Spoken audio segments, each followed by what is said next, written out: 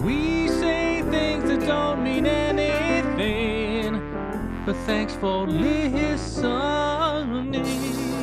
Yeah. Hello, everybody, and welcome to We Say Things, episode 219, sponsored by Manscaped.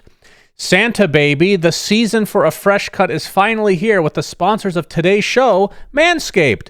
The leaders... Okay, redo. Shannon, you have to do the Santa Baby part correctly. Santa Baby, the season for a fresh cut's finally here with the sponsors of today's show.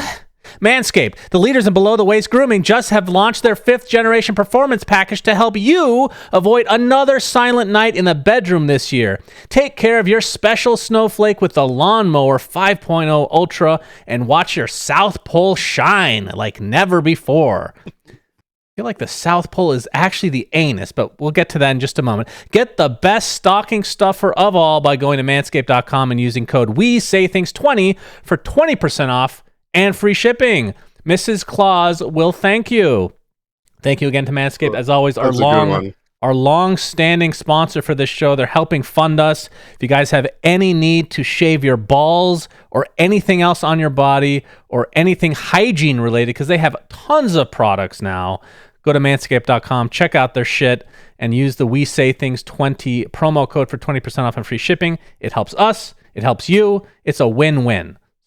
And it's a good Christmas gift. Yeah, that's true. That is true. Enjoy. There you go. Also, thank you to our patrons of the In Bruges tier. You go ahead and take the first half, Cinder. Okay. We stood there. God damn it. Okay. Suns fan. Okay. First of all, I'm sorry if I sound a bit rusty today, guys. I'm still recovering from sickness. It's not the best, but you gotta get it out, you know? The content, that is, not the... Yeah, whatever. Suns fan makes fun of Syndaren's name, but it actually means Arrow of Thor and is pretty cool. I feel like there was a cooler way of saying that, though. But thank you. Humboldt Bookmaker recommends Cocoon. That's a video game, Shannon, by the way. Oh, okay. It looks pretty fun. I might check it out at some point and play it, to be honest. How does this affect Yatoro's legacy? Mr. I Love the NBA segment, I'm pretty sure Draymond Green is training for his WWE career. Okay, just letting you guys know, because this episode's going to be so long, there's not going to be an NBA segment this week, but next week it will be probably really long because a lot of stuff is not done. Oh, it's not a Christmas miracle. It's a before Christmas miracle. It's a New Year's miracle. Pepperballs, T-Coil, Q-Ludes is ready to praise the podcast. Stupid co-pilot secretly plotting to destroy Frostivus chest keys. Lab Dota, Yatoro does it again, Synderen. Magdev, Dota 2 has had millions of users over its lifetime through basically only word of mouth. Disco Farm D and the Mega Pope. Thank you also to Zan Xavier, Nate Thicko01 Hamscroats, Yatoro does it again, Synderen. Shark TM, Janie, Dop. Nothing to see here. Eve Remort loves the Cradle series. Do you have any other book recommendations? I'm sure I already recommended Stormlight Archives. I believe the 5th book is coming out soon. And actually, there's a Cradle Kickstarter coming soon for an animated series, which is kind of cool. Ben Broomhead has run out of food. He is now hunting the rats in the Climate Pledge arena. They actually used to be famous for the rats, but I think it's better now that they've redone everything. What an aftertaste. Anonymous and Point Nemo is a location in the Pacific Ocean that is the farthest point on Earth from any land, Mr. Niebling. Huh. Is that what Finding Nemo is named after? Maybe. I mean, probably. Okay, so before we get to, well, did you want to talk about anything before I get onto this first subject? We're not going to talk about Kuala Lumpur and tournament stuff because this is going to be a long episode. So that'll be reserved for next week. It'll be a big episode again next week, probably. The reason this episode was delayed is that I was in Malaysia covering that event. And yeah, we'll talk more about that next week because we have... This episode is so delayed that it has 735 and 735B in it. Yeah. So there's a lot of stuff to talk about. So. Yeah. Okay. So first, I want to remind you guys that this episode's also sponsored by Relic Arena. Our Kickstarter is still up until January 4th or so. It's currently at $44,000 out of our 25K initial stretch goal, which is awesome. Thank you. This is, of course, the video game that Jenkins and I are creating. And I'm not going to go through the whole thing again, of course, but I do want to talk about the goals that we have reached. We talked about the 25K one that was already unlocked last time. And then since then, the 35K replay system. So we'll institute a replay system where you can review past games played. Keep in mind that literal billion-dollar companies, Cough Riot, do not have this still in their games, but we will. So that's already been unlocked. That's for everybody. And then anybody that contributes to Kickstarter, even if it's the lowest tier, will receive a Great Wall of China arena when the game is released. The next goal, which we're about to hit, is the 45K. It's spectating, so you'll be able to spectate live games. So that would be awesome. And then the other side, the social goals. One of the things that the social goals is like you follow some of our accounts or follow the game on Steam, or just are a Kickstarter backer.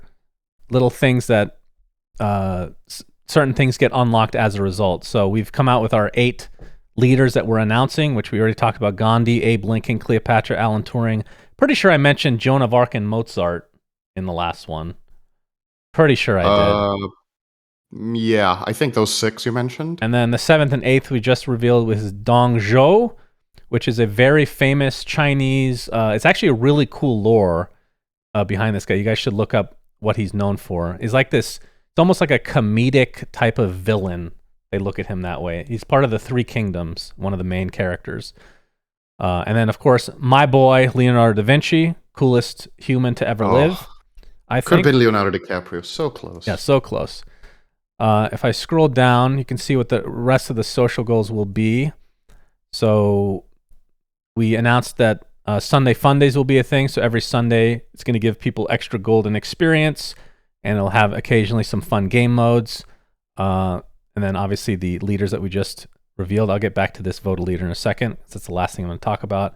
The next goal is the Twitch extension. So if you guys know the Twitch extension that Buka made and I made technically for Dota, where you highlight or you hover over stuff and it shows you what it does, we're going to have that for our game. And then I thought it would be cool to have people vote for a leader. We're going to do this again after this extension is backed. So let me actually bring that up here. Let's see. So vote for a leader. These are the leaders people had the chance to vote for that were Kickstarter backers. And Al Capone. Yeah. Tell me who you don't know. Al Capone. Okay. Charles Darwin, of course. Who's that? Charles Darwin. That's who it is. Oh, okay. Wojtek, which was a bear, is going to be one of our leaders. I have heard this before. We'll get to that in a second. I wouldn't be able to tell you. Jose Rizal from the Philippines. So Wojtek was Poland, Charles Darwin, England, Al Capone, America, Catherine the Great from Russia, and then Genghis Khan from Mongolia. So we had a vote and asked people what leaders they would want us to guarantee to be in the game. And we said we'll take the top 2 of those. The story behind the bear is really interesting. It technically was a bear in Iran, but the Polish army adopted it. And it helped out with, from the camaraderie side, it drank beer, it smoked cigarettes, and it carried ammo for them. It's one of the coolest characters in human history, and it's not even a fucking human. So I thought it would be there's awesome. No way that wasn't top 2. Okay, so I thought it was going to run away as top 1. Okay? Yeah.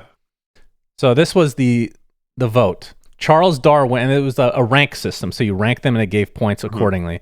Charles Darwin, number 1 with 562. Wojtek the Bear at second with 560, so just behind him. And Genghis Khan with 555. So technically did not win. But since those 3 were so close, we're going to put all 3 in the game. So damn, that was very close. Yeah, so we'll do this again, and this next time we'll have everybody be able to contribute to the vote, because it's kind of cool. We want to space out, or make it as unbiased as possible when it comes to like regional. Of course, the bear. We have to represent bears and animals that aren't humans. So, yeah, I wonder how many bears voted on this poll. Yeah, true. Might have skewed the results a little bit. True. Okay, so that's the Kickstarter again. Probably talk about one more time next week. And yeah, appreciate all the support so far. So with that, Cinderman, let's get into the patch. So actually, before we get into the patch itself, we want to go over the first parts of it, which is the Frostivus update. Yes. So we're looking at it in-game right now. I'm not going to read this blog post.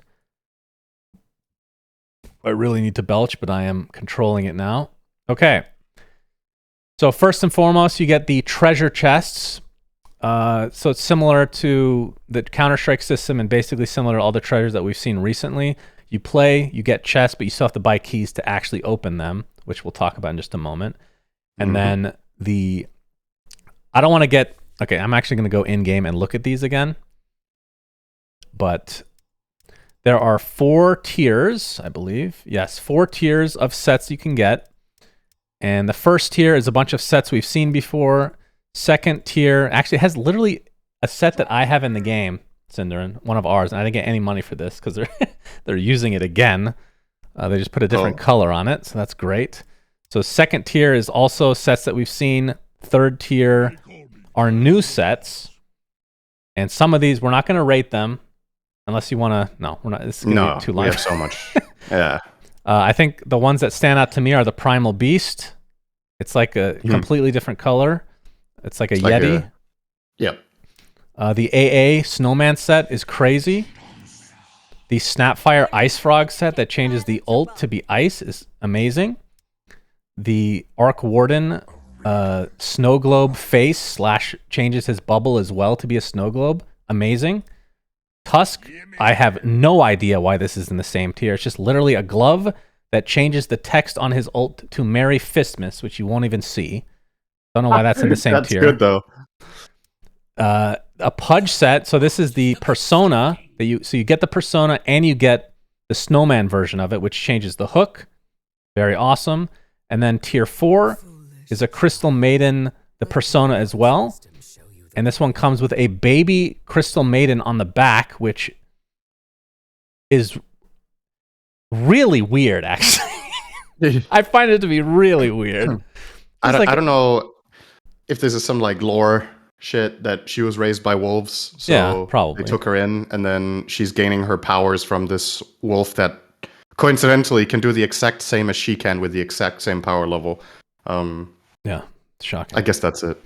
Okay, it's just weird when the wolf dies, the baby cries and gets ripped apart.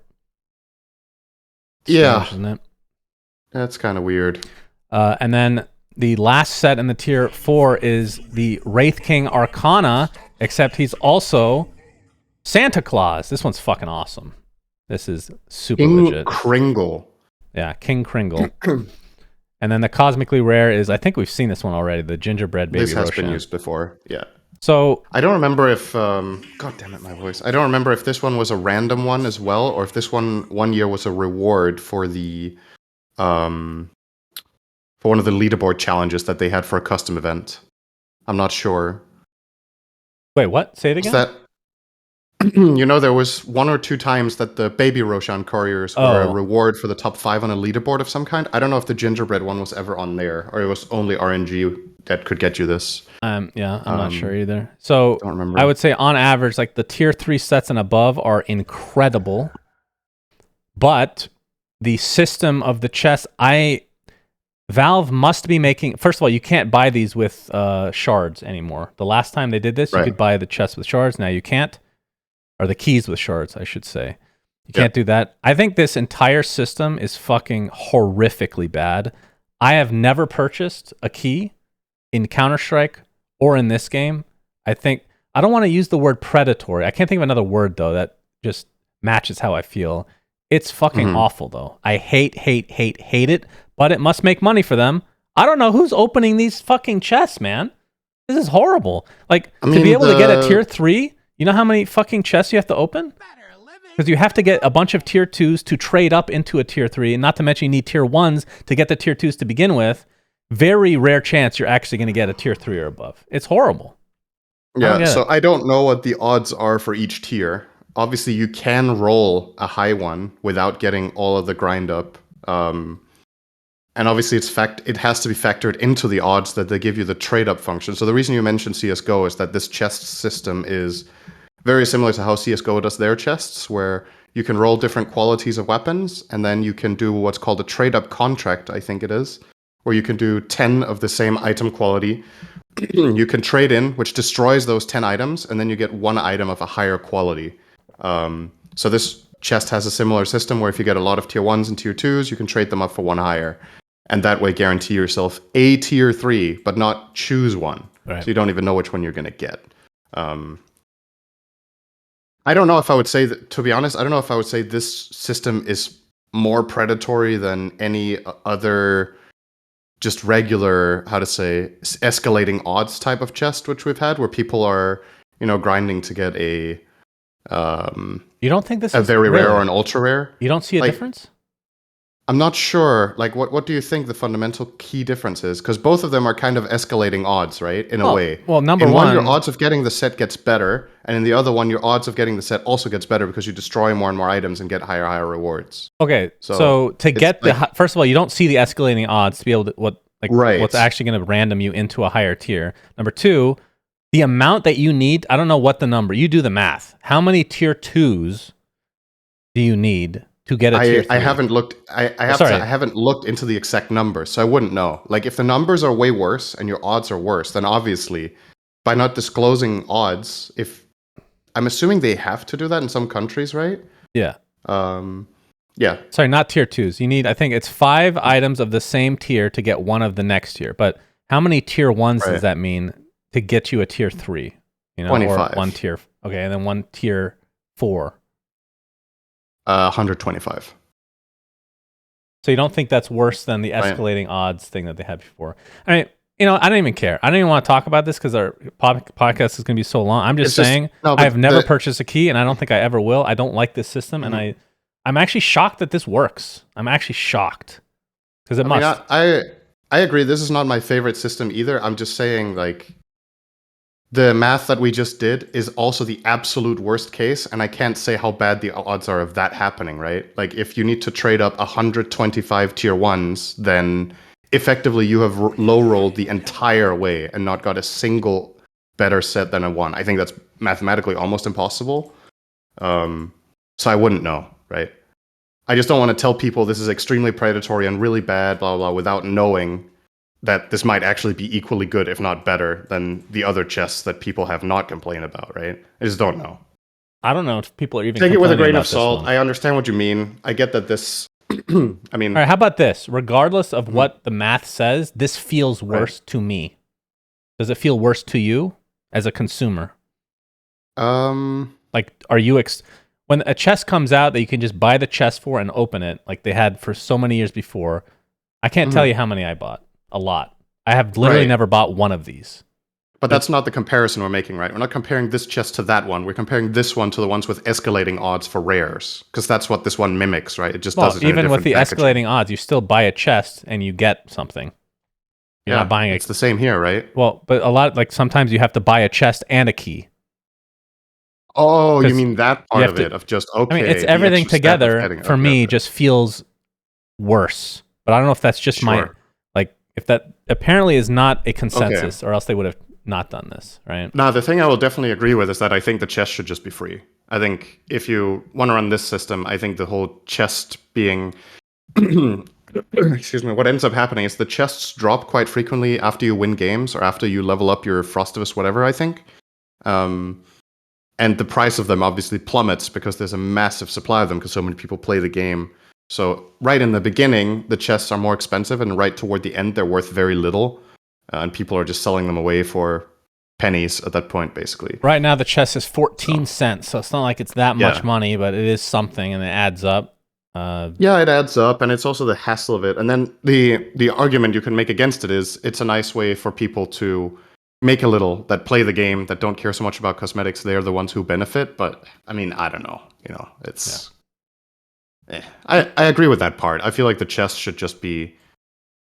If I could choose, the best kind of chest we've ever had are the ones you're mentioning, where it's just...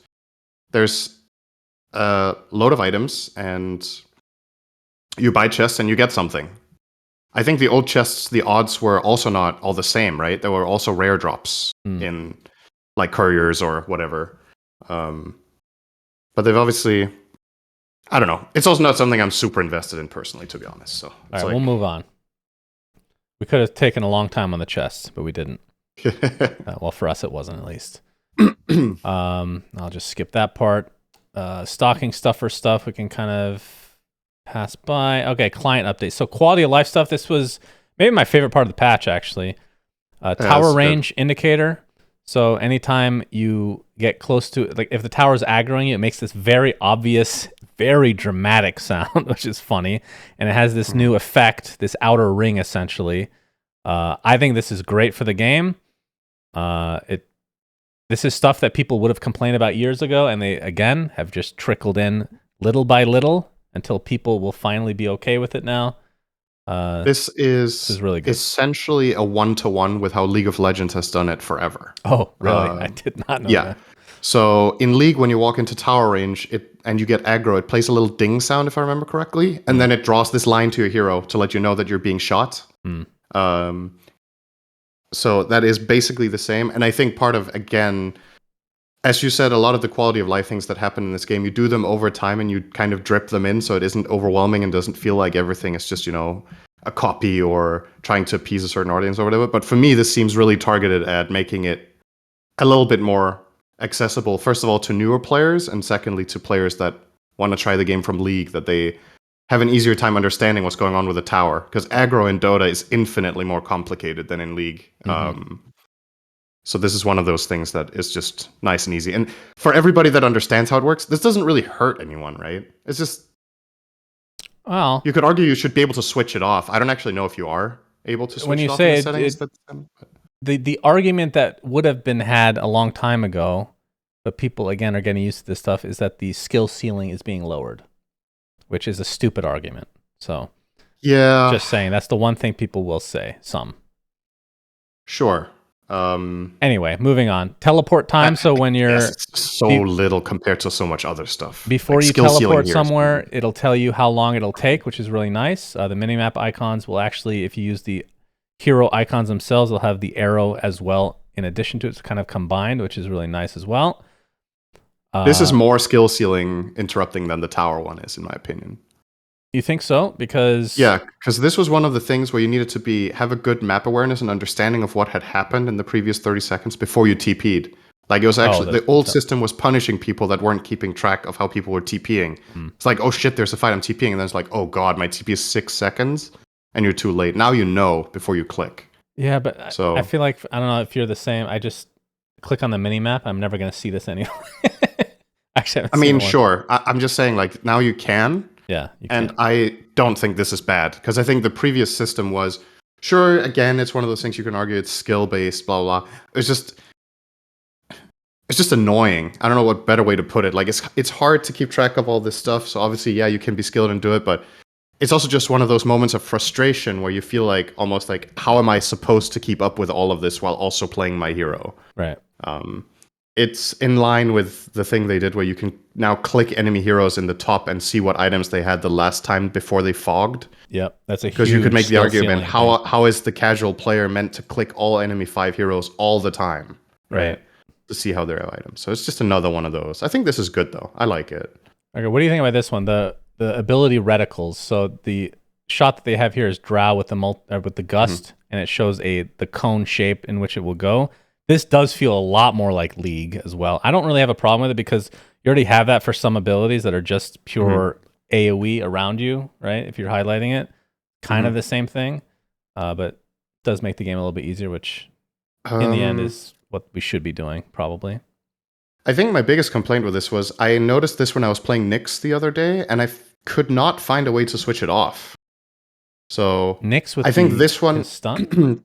This one is a little bit more intrusive than the other ones because this is constant, right? It's every time you want to press an ability on lots of different heroes that have conals or this kind of stuff. And you could argue just get used to it because it's just flat out better, which I find it hard to argue against that. It's just, I feel like people should have the choice because in that game when this was on for me, I was like a little bit, okay, I also don't, the game has the cast range indicator just in general, right? On spells that you can switch on. That one is still a toggle. That's not on by default for everyone.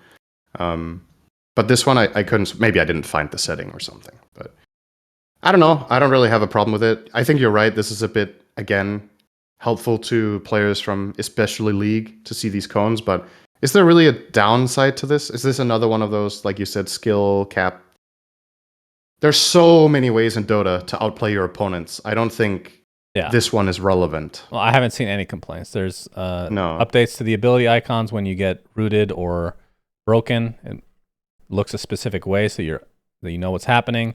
They have an XP range indicator now where you highlight the level and it shows you the XP range. I cannot believe how long this took, by the way. There's no other way to do this. Am I wrong? Yeah.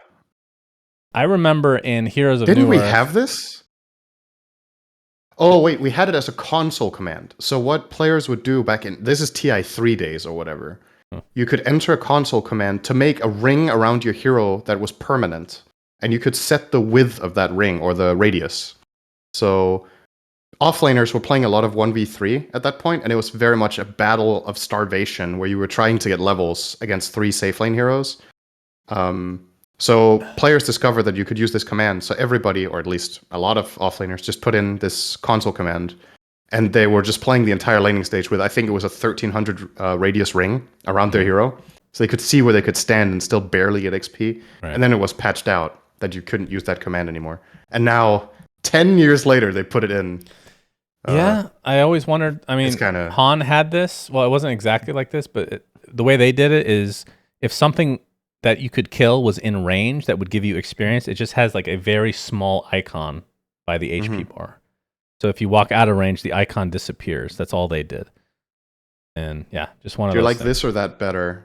That sounds a little bit cluttery, but I don't know. I mean, maybe in Dota it would be too cluttered. This one you have to actually like hover to see. The other one you just see. But for the most part, the XP range is so large it doesn't really matter that much anymore. Only in specific situations. So because it's specific situations, I think the hover's fine. Dota Wisdom Rune Timer actually shows timer now, so you don't forget. I do that all the time. Creeps show how much they're worth, and a bunch of. You skipped the ability icon states, didn't you? No, I did that. I skipped the better item tooltips. Okay, that's about it. Yep. They updated the profile showcase stuff, so you can do more animated stuff. You can make more sexual animated scenes for your friends. That is probably why they did it, to be honest. They see how 90% of the population uses this page. Yeah. And they were like, how can we make them interact with it even more? Yeah, I think that's fair. Good job, Valve. Sex sells, baby. Armory. I don't even know what they improved here. Grouping, filters and tags, find stickers. Okay. Dota Plus, we can skip. Okay. That is not just the absolute fucking state of Dota, though. Go into detail about these little QOL things. Dota Plus, we can skip. That's right. All right, I'm going to skip to my other screen now. 7.35. Okay, so we're not going to go through everything. Doesn't mean this isn't going to be long. It's also a bit outdated at this point, worth keeping in mind. So 35B came out in the meantime and changed some things. But right. I think to keep this nice and sweet, let's try to highlight the big things. Yeah. Problem is there's a lot of big things, right? You're showing the start of it now, right? Yes. So for example, something like Ring of Tarrasque and Tiara, we just mentioned these exist, was like, we don't have to do the math on whether these are value purchases or not. They're just in the game now. Okay. So, meaning you don't want to talk about it. No, just they're in now. That's not worth spending a lot of time on. Okay. Let's look at the cool things. Okay, well, one cool thing that everyone is obsessed with, and maybe you don't think it's cool because everyone is purchasing it on every hero, is fucking Conda. It gives you 50 damage, 200 HP, 200 mana, 8 attributes. This is going to be slightly old because I think this was maybe slightly nerfed. Maybe got nerfed. I don't remember actually. It is created with a phylactery and forget what else. Crystallis.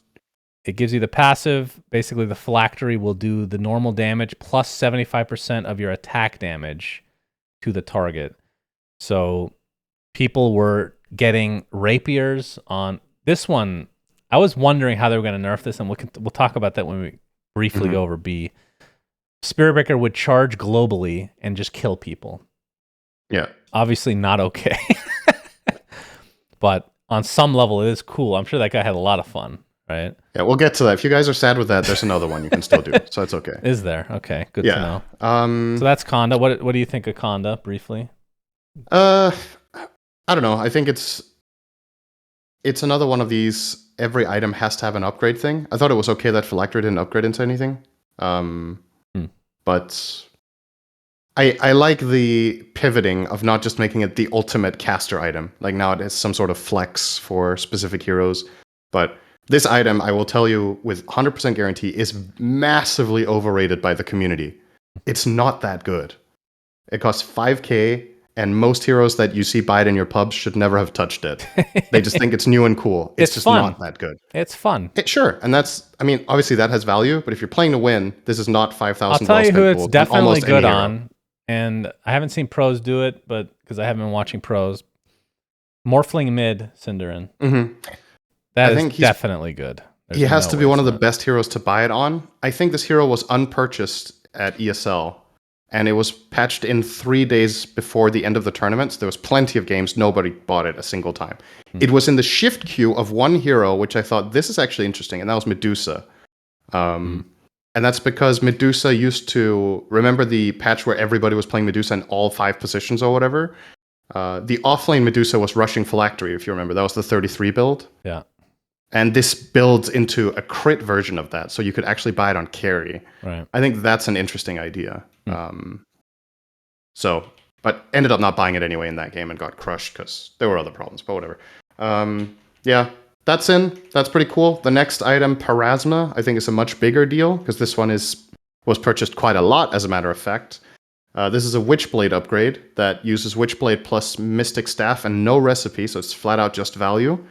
And on top of having the Witchblade active, or passive, sorry, the projectile, you now get a secondary passive called Magic Corruption, which is a 20% magic resistance reduction for 4 seconds on every attack. So it's like an orb of... It's like a Blightstone, but for magic resist. This item is really good on some heroes. Storms were buying it with a lot of success. I think I saw it on Queen of Pain, maybe. You can... Yeah, every hero that you can consider Witchblade on, Puck, obviously, it's just a flat-out strong magic damage increase, and that's going to be a trend of this patch, is that magic damage heroes got a lot better, and this is one of the reasons, is this item. That one is good. Okay. Arcane Boots got reworked. They no longer use Energy Booster, they use Ring of Basilius. They still have the active Replenish Mana, but they don't give any mana themselves, so... Heroes that were buying this in part for the bigger mana pool have to look elsewhere for that. And you can't disassemble. Not that it matters, I guess. That's correct. Bloodstone gives you 75 AoE radius increase. Lesh players were really enjoying that until that got nerfed. We'll go over that in just a moment. It still does that, by the way. Yeah, Lesh got nerfed and Bloodstone got nerfed, but that part stayed the same. That is correct. This is the only item in the game that does this. So this is an experiment. Like many other stats, the first time they put them in on 1 or 2 things, or 1 hero or something, to see how the game interacts with it. I think this is kind of... I've said this many times with other systems. I'm like, I'm not sure this is like a dangerous path or whatever. This one I find to be incredibly difficult to balance if you roll it out on a bigger scale. AoE of spells is something really finicky. And this item is just flat out insane on some heroes. Somebody on my stream a few days before this patch came to my stream and asked me, what do I think of a mechanic that were to increase the AoE of spells? And I'm like, that's fucking terrible. Yeah. I don't know if that guy actually knew something or if it was just complete dumb luck, but I agree. I'm not saying now that it's in the game, like we'll see, I think it's really weird. Because like a lot of the balancing stuff, like you said, is being done to the spells themselves.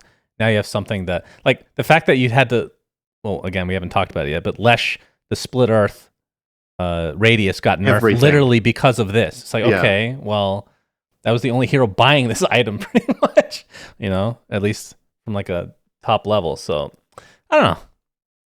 It's jury's out for now. I don't know. Out of all of the new stats they put in the game, this is the one I think is the hardest to balance and is the most dangerous. But it just replaced something else that I would have said that about 2 years ago. So at this point, you just got to see how it works out. Like status resistance is a part of the game now as well. So, and that one is pretty balanced by now, I would say. So maybe this can work somehow. We'll see. New neutral items. I don't know if many of them are worth mentioning that much. Oh, you didn't mention Divine Rapier gives 25% spell amp, Cinderin. Oh, wait, did we skip that? Where is that? Oh, you skipped a lot of stuff, actually. Well, Wait, Bloodthorn... why can't I see it? Huh? Oh, I'm just not seeing it where I'm looking. Okay. You might be on a different page than me now. I'm in game. Uh-huh. I see. Okay. Bloodthorn no longer uses Mage Slayer. It's now Orchid, Javelin, Hyperstone, and a 450 recipe. Yep. You can skip down a bit. The active is now that everybody hitting the sounds target deals 60 extra damage, and they have True Strike. Oh yeah, that's true. That's why this is good with summons now.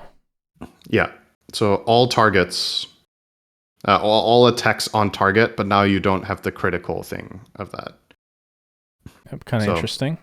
Yeah, it's a different take on it. It's obviously going to be completely stupid on Brood, for example. But yeah. Okay, moving down. Brood isn't good. Yeah, Divine Rapier, 25% spell amp. They had a hidden item in the game that was basically Divine Rapier for casters, where I think it was 100% spell amp, and that's all it did, but it drops on 50. death. Was it 50? Yeah, anyway. Yeah. Regardless. Doesn't matter. Eternal Shroud recipe change. So this is like one of the big items of the patch now, although it just got nerfed, so I don't know. Cloak, I guess it's the same recipe, right? No, recipe changed. Oh yeah, it's Ogre Axe now. Cloak, Ogre Axe, Vit Booster, 800 gold recipe. No longer provides regen. Provides 300 plus HP instead. Magic resist went down by 10%. But the Shroud percentage of damage as mana rescore, that thing, who gives a shit about that? Now has an additional passive, Eternal Endurance. For every 300 magical damage equipped hero receives, it gains a stack of a maximum up to 6. Each stack increases the base magic resist by 4% and lasts for, it says 8 here, but I know it just got nerfed to 6. So like if you double edge with Centaur, you gain magic resist for a brief moment in time, and then every 300 damage. Like that's the thing I like about it a lot for Centaur. You can actually activate something with your double edge, which is cool. Interesting item. Very interesting. This item was most broken on one hero, and that got changed in 35B. I guess we'll just wait and explain it then. Okay. It's fine. It was also... Oh, you're talking about Medusa, right? Yeah. Yeah. E-Blade changed to Aether Lens Ghost Scepter, 1600 gold recipe. Let's see. A lot of weird stuff like Ring of Health is in the base now. Like stuff that's... Yeah. Was there a brief time where that was a thing? Like a couple months? I think Ring of Health was in the base in Dota 1. At some point, maybe. Okay, maybe at some point, but I know most of the time it was definitely Secret Shot. Yeah. Because I remember this is definitely weird. But obviously the logic is we're going to put Ring of Health and we're going to put Voidstone in the base, and then we put Ring of Tarrasque and Tiara of Silumene in the Secret Shop, right? Yeah. So it's just moved around, replaced. Okay, obviously a lot of the stuff that we're skipping is kind of big, but we don't want to be here for hours, and you guys have seen this for the past week. Just anything you want to talk about. Mage Slayer no longer has an upgrade, which is interesting. It gives you 45 attack speed now. So the item is like objectively... Well, I guess it did lose 20 damage, so maybe it's not better. I don't know, it gives 20 damage per second with the debuff. Mage Slayer is really good, but it feels weird that you don't have an upgrade path. Like, who do you buy this on? And there's plenty of carries that can buy this as like an anti... It's an anti-item, right? Which is fine. I think items like these are good, where they have specific matchups and specific games where they're relevant. They just need to be good enough to feel purchasable in those games at least, right? The problem with Mage Slayer is at some point the math was just so bad that nobody bought it, even in games when it was amazing, right? So, but I think it's in an okay place. Seems decent some of the time. Medallion removed. Talk about that in a moment because of the upgrade being the item of the patch so far. Yep.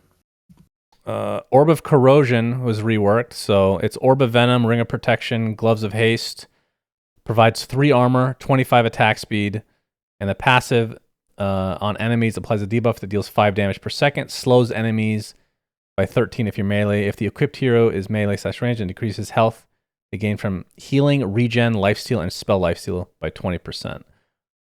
I believe this stacks with other healing reduction by normal rules, so you can have this plus Scotty, I think. I don't know if that's relevant, but maybe. Niche cases. Yeah. I'm not sure what the logic was behind this, that they felt like there wasn't enough small anti-healing or something in the game, but I don't know. It's all right, I guess. Pavis now requires Energy Booster, Ring of Protection, Fluffy Hat, and Recipe. No longer provides 2.5 mana regen, but instead provides 250 mana. It's been a really popular item as well. Yeah, because it's part of an upgrade. Yes, and this is where you find the mana that you don't get from Arcane Boots as a support. Yeah, and some core heroes that really want that Arcane Boot boost, they get Pavis instead. I think a big change. Pipe of Insight no longer provides. Oh wait, I'm thinking of another item. The health regen for Pipe of Insight increased from 6 to 14, which is huge. I think that like a lot of the old. What was the build I'm thinking of that you can't do anymore? I can't remember on the spot. But Pipe is better. It's harder to build, though. Ring of Tarask, 1,800 gold is part of that now. Yeah. I don't know if this is better. It's more expensive and it does more. So 14 regions. It's also about like what you're talking about, right? The feeling of build up here is a bit... You always buy the cloak first, right? Almost always. But you're going to be stuck with that cloak for a while. And the other items aren't that great. You generally get the cloak and then the ring, right? And now the new ring is just so much more expensive. I don't know. I don't think it's that important compared to so much other stuff, though. Yeah, Refresher Orb now is Cornucopia, Ring of Tarask, Tiara of Celemene, and a 200 gold recipe. Yeah. Also very hard to build up. Okay, I do want to talk about this one. Revenant's Brooch. Do you know why I'm talking about this one, Cinderin? Maybe because you suggested it to do what it's doing now?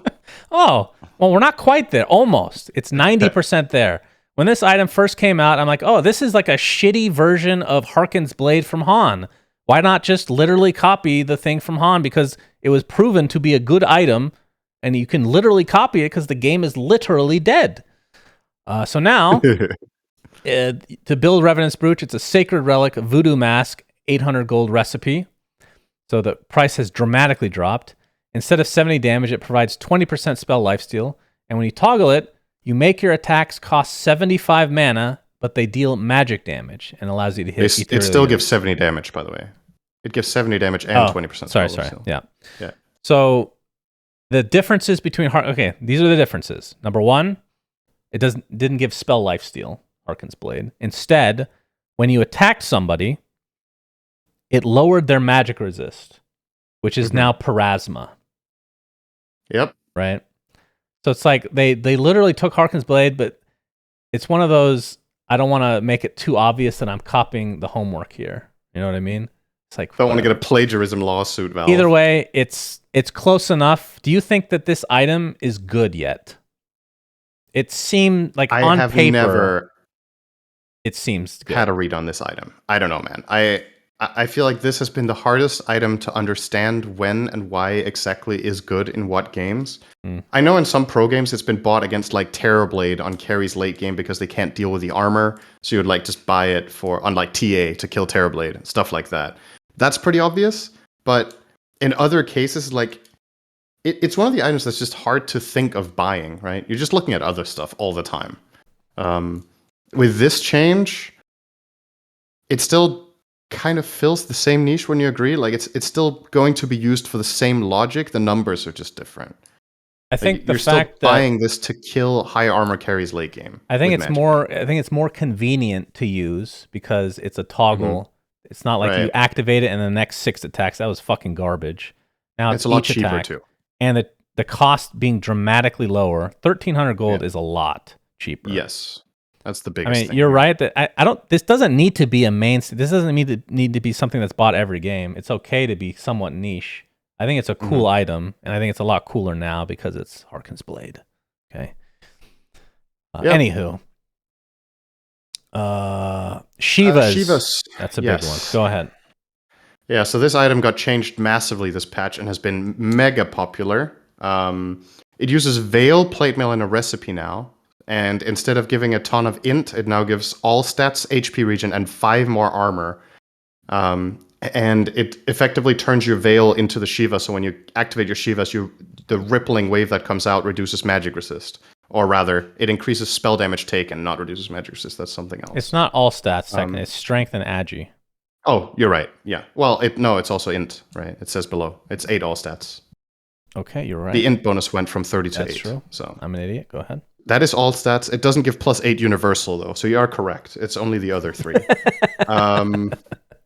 Yeah. This item is bonkers. It got nerfed in the B patch. We'll get to that. But tons of heroes were buying this. So this is cool because it's just an insane feel-good item on so many offlane. Yeah, offlane. I mean, I'm an offlane guy. You know, we needed a new build. This has replaced Vanguard. Veil of Discord is now the new Vanguard. This has replaced every build. Yeah.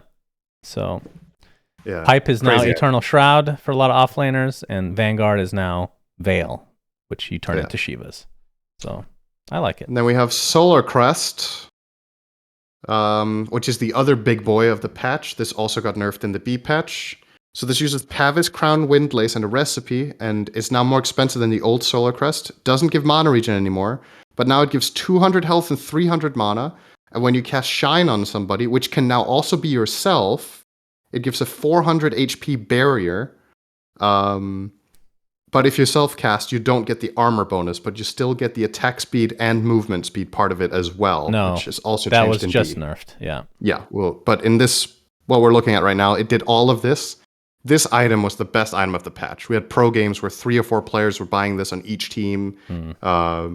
It really ramped up the tempo of the game when you had this item. It was just too good, and it got nerfed heavily. So yeah, that makes sense. Okay, neutral items, I guess.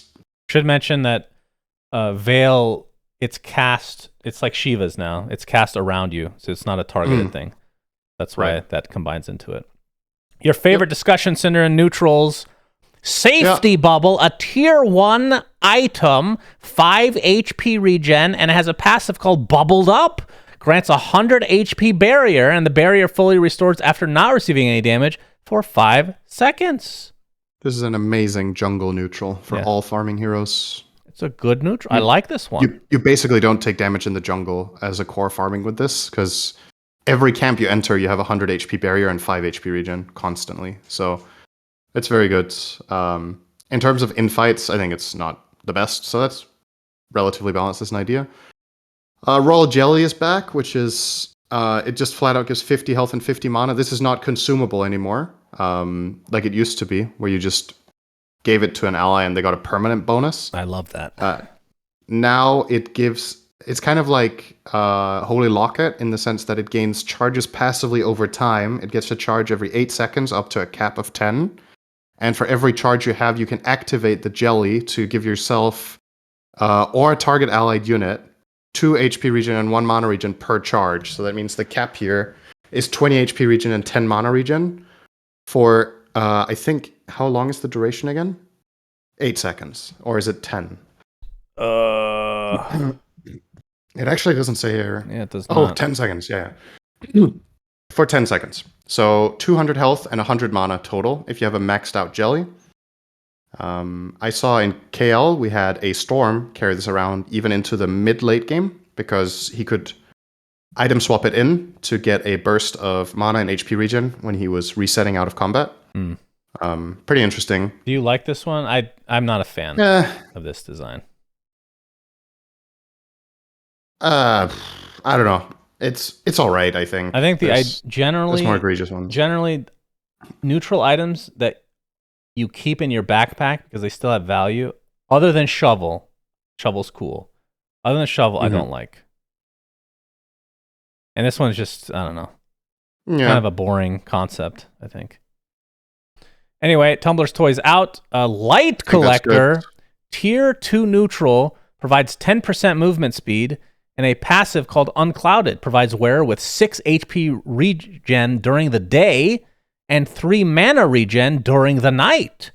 If the wearer is not within 200 radius of a tree, these bonuses are doubled. Very random, by the way. Yep. So it gives 6 mana regen at night and 12 HP regen during the day if you're not next to a goddamn tree. Yep. The active is Light Break, produces a flash of light that destroys trees in a 325 radius around the wearer. Cooldown 30 seconds. So, really random, I feel like. Yep. It's super niche. There's specific heroes that this item is good against. Nature's Prophet, Monkey King. Monkey King. Even against Monkey King, I would say it's kind of niche because you need to be next to the tree that he jumps on to hit it, right? 325 radius is pretty small. True. But it can happen. It's a more reliable quelling blade. In every situation that you would be like, oh, I think Monkey's here, I'm going to quell him, this item will hit. So, see, they could have made it cooler lore-wise and made it like laser related or something. Something with Timbersaw.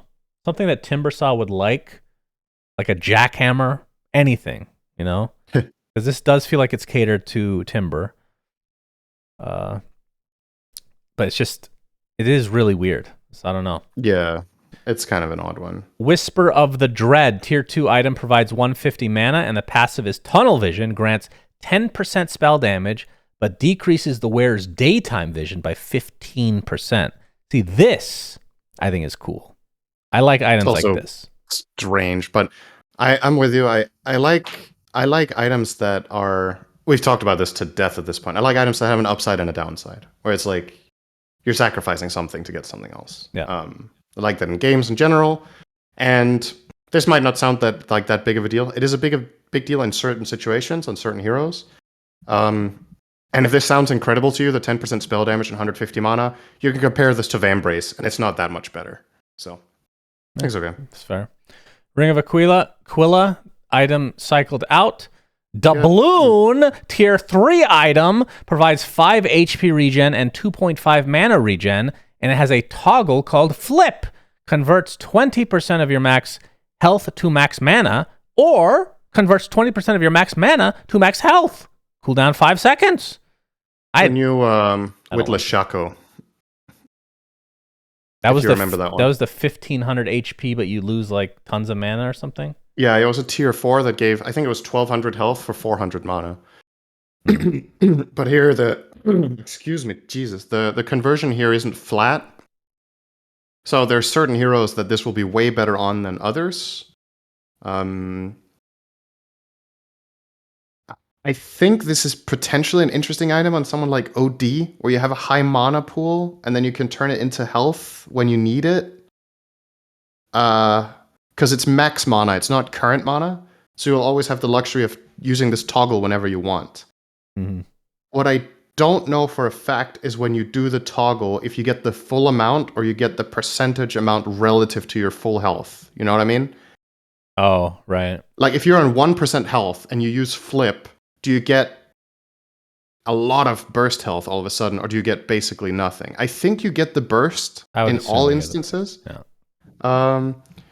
I don't know, this one conceptually to me feels like an item that could just be stupidly broken, but it might just not be. Like, it's just, whenever I read shit like this, I'm like, okay, there's gonna be some heroes that this is just fucking stupid on, right? But I haven't seen it like really be crazy good. I think conceptually, so I am not a fan of this design either, actually. Nah. I think maybe if you have the choice of which one you want, then it's a little bit, I don't know. The fact that you have to keep toggling it to get, like, what if you only want one of them on a hero? This feels very... How do you mean? What if you only want HP to mana, or vice versa, like one of them on the hero that you have? Then you just don't toggle it again.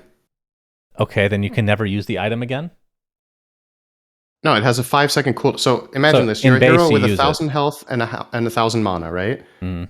Now you press the doubloon, and now you have 800 mana and 1,200 health, and you just have that all the time until you toggle it again. Oh, I thought it was replenishing. You're saying it's changing the stats of your actual mana pool and HP pool. Yes. Interesting. So it's kind of like a Witless Shaco that you can toggle. It's something that you don't... So you toggle it once and you kind of forget about it. I mean, that's a skill issue. But you can't you can't hold the item accountable for that because you have the option of toggling it every 5 seconds as you wish. But So it's almost like treads to some degree. yes, yeah, to an extent. Just that treads are relative, right? That's what I'm talking about. Where they're if you fixed tread stats, swap on and low these are health, you get very percentage-based. little health. Yeah. Right. Okay, I need to actually test this one out in game then and see exactly what the interactions are like. Again, it's one of those things that, like, It's a when you weird think one, about how though. it works, there's got to be specific heroes in specific situations that this is really good on. And it sounds so crazy, the 20% thing, but then you remember that a lot of the heroes where you're like, holy shit, it would be so nice to have more health, don't have a big mana pool. So it's like, what do you really get, right? Right. And the heroes that have a really big mana pool and can convert it to health have a big mana pool because they need it. So maybe you can be like cute with this on like Leshrac or on OD where you use it wisely, because OD can restore his mana, right? So you can kind of like maybe go about it that way. Unless until today you could do that with Bloodstone as well, but that's different. So I don't know. It's a weird one. I'll give it some time. That is a weird one though. Nemesis Curse tier 3 item provides 35 damage. Passive glass cannon. This wearer takes 8% more damage from all sources. Another passive, Glassify, wearer's attacks apply a debuff on enemy targets that increase all damage taken by them by 12%. Debuff duration 5 seconds. Only one enemy can have this debuff at the same time. This item was very popular in KL. Yeah, I think this is pretty cool. Is there a specific hero that comes to mind for you that's like this was made for them?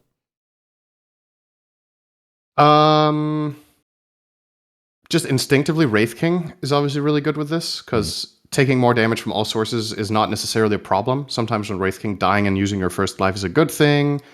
You want to hit heroes to proc Glassify. You're always targeting one hero at a time, so it's not going to like bounce around on heroes you don't want it on at the right time or whatever. Right, I say that. I mean, you're always choosing. This is the primary target that gets it. So he's good with it.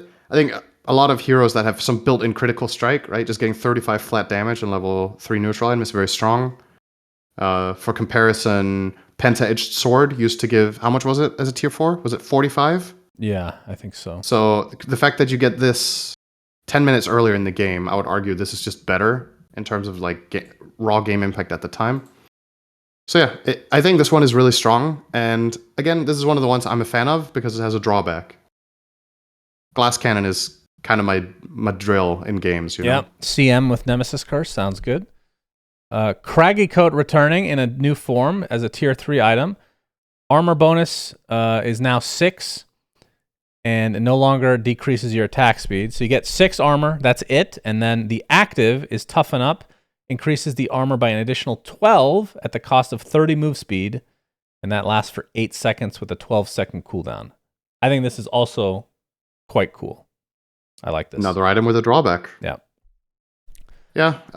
Can talk about whether the numbers on this are fair. I feel like this one is quite weak, actually, compared to certain other items in the game, but I don't mind the idea. So yeah, 6 armor as a tier 3, a little on the side. It also gives 150 health, but oh, I didn't see that. Okay, good. Yeah, I don't know. I still don't think this is one of the best ones. Maybe it feels good sometimes on like fragile supports that don't have anything better to take, right? Where you're getting targeted in the fight. What does it matter if you lose 30 move speed when the carry is just faster than you anyway? You're going to at least get all this armor. It's kind of like casting CM ult, right? So I guess maybe it's better than I think. Quickening Charm and Titan Sliver now out. Ancient. I'm happy Titan Sliver's out, honestly. Yeah, that was there for a long time. Ancient Guardian, tier 4 item, provides 50 damage, and the passive is called Ancient Power. Grants an additional 50 damage if the wearer is within 2,000 range from an Ancient. So defending your base or high grounding, this is cool.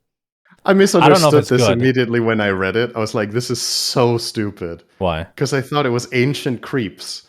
I was like, what kind of an item is this? You need to play around the Ancient area, or it's super broken if you have Helm of the Overlord, right? And then I talked to the others about it, and they were like, no, it means the base. Like, oh. Oh, I see what you're saying. Yeah, okay. Yeah. Yeah, arguably this is another item with a drawback, you could say. Where it's like, it's very strong in defense and offense in base pushes and base defenses, but every other space on the map, it's kind of meh. Yeah. Like 50 damage is good, but it's a tier 4, and the other tier 4s are very strong. So I don't know. I find this one, out of all the new ones, probably the weirdest one for me personally, but I don't hate it. Yeah, I'm interested to see if this actually has like an impact on games, like for ending or defending, you know? Kind of cool. I think conceptually it's definitely a cool one. Aviana's Feather. Who's Aviana? Need to ask Slacks about that one. This one was popular. Tier 4 neutral item provides 25% evasion and 30 move speed. The passive is Free Bird. Couldn't think of a better name, apparently. When below 30% HP, wearer gains flying movement, not flying vision.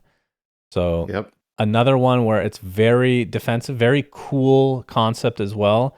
There's not, unless they added something that I didn't see, there's no like visual effect for when this triggers, which I feel like noticed one. They should add something because I feel like that's a given. You just have to know when you're at, because there's no like, when somebody has flying movement, it changes the way that they are hovered, like they hover on the ground, right? Mm-hmm. Doesn't do that either. There's like no visual change at all, unless that was fixed. But yeah, this one's cool. I like it. Yeah, so 25% evasion. How much did Trickster Cloak have? I think it was 17, right? Let me check that actually. Trickster Cloak, 17 and 17 magic resist. So you get 8% more evasion than Trickster Cloak, and then no magic resist, but then you get the 30 move speed and the Free Bird. This one was very popular on cores. Move speed feels great. Evasion is a really powerful stat in a meta where MKB is not a popular purchase. This is a lot of EHP on cores in late game, because a lot of the damage you die to is physical. And the flying movement thing, I think, is just it's really great in niche situations, but I don't think you ever take it for that reason, right? It's just like, it's nice if it comes in handy. It's good for Huskar. He's always on low HP, right? Yeah, but does he really need flying movement a lot of the time then? He's kind of like flying already half the time. Yeah, I think again, conceptually, I really, really like this one. My personal favorite neutral that was added is Rattle Cage. Tier 4 item, provides 12 armor, has a passive called Reverberate. After taking 180 damage from any source, the wearer fires a projectile at up to 2 random nearby enemies within a 600 radius, prioritizing heroes, that deals 125 physical damage and slows the target move speed and attack speed by 100% for 0.2 seconds. I think this one's very cool. Yeah, this is pretty self-explanatory, right? This is either going on a tanky offlaner or it's going on a support that needs the armor. I think... So I don't know this. Do you know if this one works with Spell Lifesteal? I don't see why it wouldn't. And Spell Amp? I don't see why it wouldn't. You're throwing out projectiles. It's obviously, you're not throwing out attack projectiles, so it shouldn't work with regular Lifesteal, but that is actually relevant because some heroes... There's more and more like different ways of amping up spells in this patch, and maybe this even assists in that. Yeah, it's kind of interesting. This could be an interesting item on someone like Leshrac even, right? Who runs into the fight, wants the armor, right, and then will get targeted a lot because you kind of have to. And if he can lifesteal off of these projectiles flying out, that's pretty strong, right? Mm-hmm. I don't know. I think it's hard to gauge how good this item is without seeing more play. But design-wise, it makes sense, right? So Penta-Edged out, Spell Prism out. Okay, this one... Speaking of items that make sense, not this one. This is the most interesting item added, easily. Tier 5 item, Unwavering Condition, provides 95% fucking magic resist, and the passive is called Unwavering. The wearer's max HP is set to 1500 and it cannot be altered by other effects or attributes. That is so cool. I think this is so fucking cool. Love it. Do you hate it? I hate this item. I love this one. It's so cool. The thing about it is, I know this might sound contradictory to what I said before, because there is a trade-off. I like that part. Yeah. I like the part that it doesn't just give 95% magic resistance at no cost. I think that's good. Yeah. Okay. But this is just... I get that tier 5 neutral items are meant to be like extreme or whatever, but the problem with a design like this is that it's either going to be mega overpowered in an individual game or it's going to suck. it's like it's fine that items can be better or worse in given games or whatnot, but this is literally like this is either going to make you invincible against 2 or 3 specific enemy cores when they have that kind of lineup, or it's just not going to feel great. So it's like it's situational to such an extreme that I just don't like it. I don't have anything against the idea of what it's trying to do, but I just think the numbers are way too wild. You know, like you could find another way of making this a lower tier item where you get more magic resist at the cost of health, or you get whatever. You know, like you can do this, but in its current form, the other thing is this sounds really cool when you read it. I think this item is never going to be selected, almost ever. Because so. At least in Pro Dota, which is the main thing I'm thinking of, because in Pro Dota, lineups are pretty balanced, right? So when you get to 60 minutes, you don't want to be a hero with 1500 health, I think. Is that late into the game? Who's going to choose this, right? Like, most lineups, especially as the patch progresses, there's going to be at least 1 or 2 sources of physical and pure damage in a lineup. And sure, this is great against magic damage, of course, like Lash, clearly, right? I wonder, how do you think this works with... I'm thinking, if you pick this up on a support, you're losing probably a little bit of HP. I don't know. Depends. I don't know what a level like 25 support has in terms of HP, but you have to worry about physical damage. You get a Ghost Scepter to compensate, so that means your magic resist goes down a little bit, right? It's insignificant against this, yeah. But I don't know. Ghost Scepter is just not a good item late game, because generally people will have nullifiers and shit, and you're going to be stunned, and like, I don't know. Yeah, but you have to use a nullifier on the support. What I'll say is this is either going to be completely ridiculous in your game, or it's going to feel like shit, and there's no in between. So, do you like that? I don't know. I personally am not. We'll see if that's true. Someone in your chat is pointing out this is a really good point. This item is good on Medusa, and that is true because Medusa doesn't care about her max health because she has mana shield. So for Dusa, this is potentially giga fucking broken. And you know what that reminds me of? Eternal Shroud and this item on Medusa. I was testing it the other day. This reminds me of Essence Ring on Io when it used to be a heal. And everybody fucking loved that because that just decided games. But it was a tier 2 neutral, so it was way worse, right? Because people were getting it way too early in the game. This is at least tier 5. It's 60 minutes in.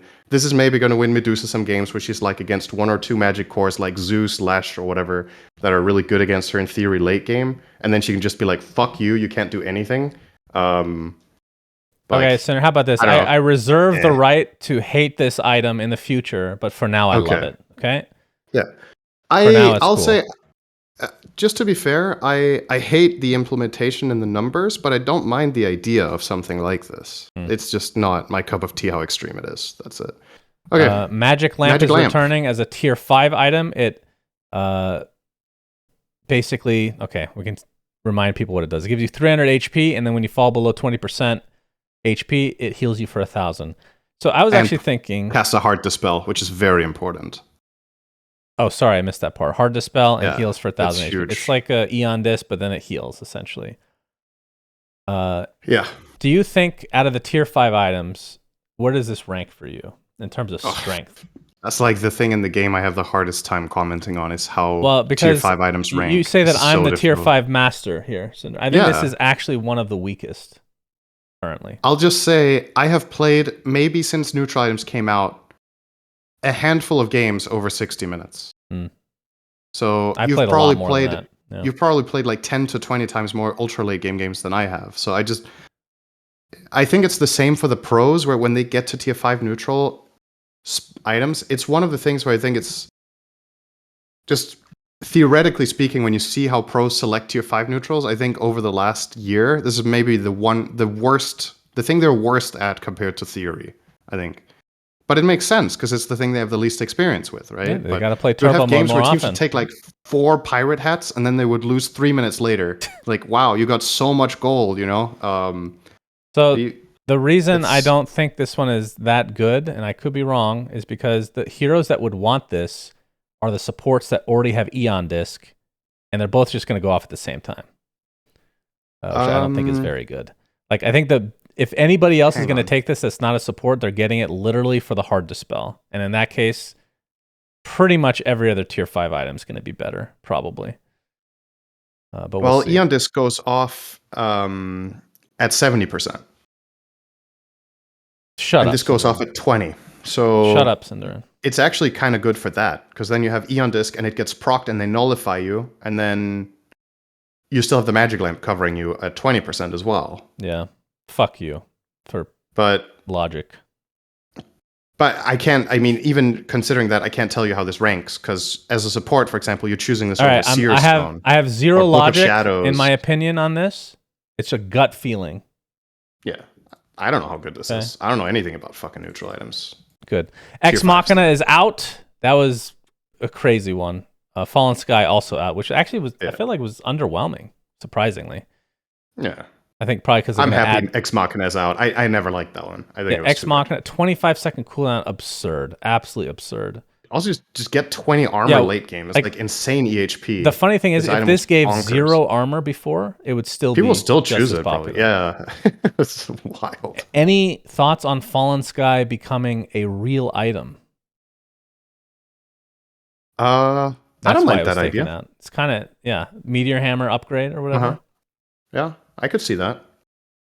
You'd probably need to tweak the numbers, but yeah, I don't think it's a bad idea. All right, heroes. You're going to have to tell me which ones to stop by. We're going to skip a lot of these. I think Abaddon is worth mentioning, though. Curse of Avernus does damage per second now, which has been very popular.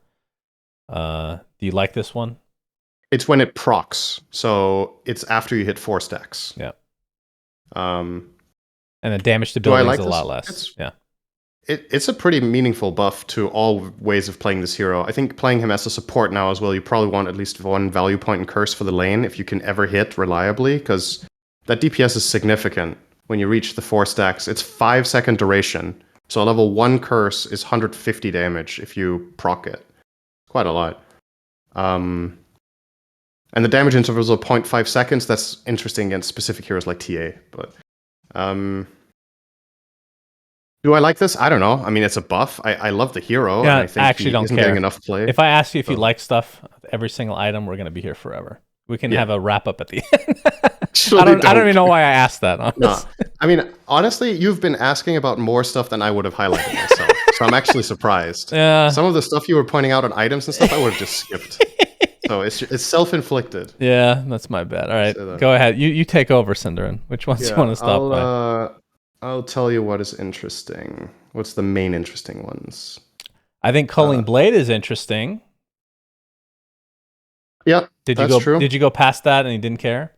Yeah, I did go past that actually, but you're right. That deserves to be mentioned. So it doesn't give attack speed anymore, but it gives armor. Yeah, okay. Cinderin, just what X needed, more armor. Did you? You're gonna say yes to this. Did you know this gave attack speed? I think so. What is that? If you would have, if you... I literally didn't. I play Axe all the time. I had no fucking idea it gave attack. Why would it give attack speed? It doesn't even make sense. Why? I mean, it's kind of like a. I thought it was just move speed, thing almost, right? It's like it's a bloodthirst thing. You kill someone, you get empowered. Like I feel like is that just an? Did they have that in when the shard applied on auto attacks? You know what I mean? So it synergized with that or something? I don't know. I don't remember the order of these things getting put in. Sometimes they're kind of random. Anyway, it gives armor now, which is actually quite good. Yeah. Okay, so there's a ton of like small changes to like stats and numbers. I think we skipped them. We explained the ones that conceptually change something, right? Yeah. So next one's Bloodseeker. Bloodrite is now magic damage, and has been rescaled. This is obviously interesting with some synergies with magic damage reduction. And Aghanim Shard is no longer percentage-based damage, but flat 30 pure. So that is probably better in a lot of situations as you get it, if you get it early, but it's probably worse in late game, which was one of the appeals of the Shard, was killing tanky heroes late game. Yeah. Okay, I do have to... Down here level 25 talent. Okay, good. I was going to make sure you didn't skip that one. 250 track gold is replaced with no cooldown on Jinada. This is... interesting. Owen showed me a fun replay of him stealing, I think it was 12,000 gold in a game at Bounty. Wait, what did he have a lot of attack speed items? I think he would moonshard and shit late games. Just ran around clicking people. That's good. It's one of those things where it's like, yeah, this is funny and it's probably really going to be enjoyable to play in pubs. On a pro level is not particularly relevant, to be honest, but Yeah. You know, maybe it's gonna do something in the game at some point. Yeah, it's fun. Scrolling. Chen. Centaur, just want to mention, Cinder, that they have not buffed his Ags for some reason. Why? Valve? Yeah, I don't know. Terrain walking. That's all you got to do. Just slap on terrain walking. You're done. Okay? Yeah. Trust. Go ahead. Why not? Chen. Penitence now gives attack range to all allied units Chen controls as well. So it's kind of interesting with some creeps. Holy Persuasion is no longer used to teleport units to Chen. However, he's got new Divine Favor, which is the spell that people were literally taking stats over on a support.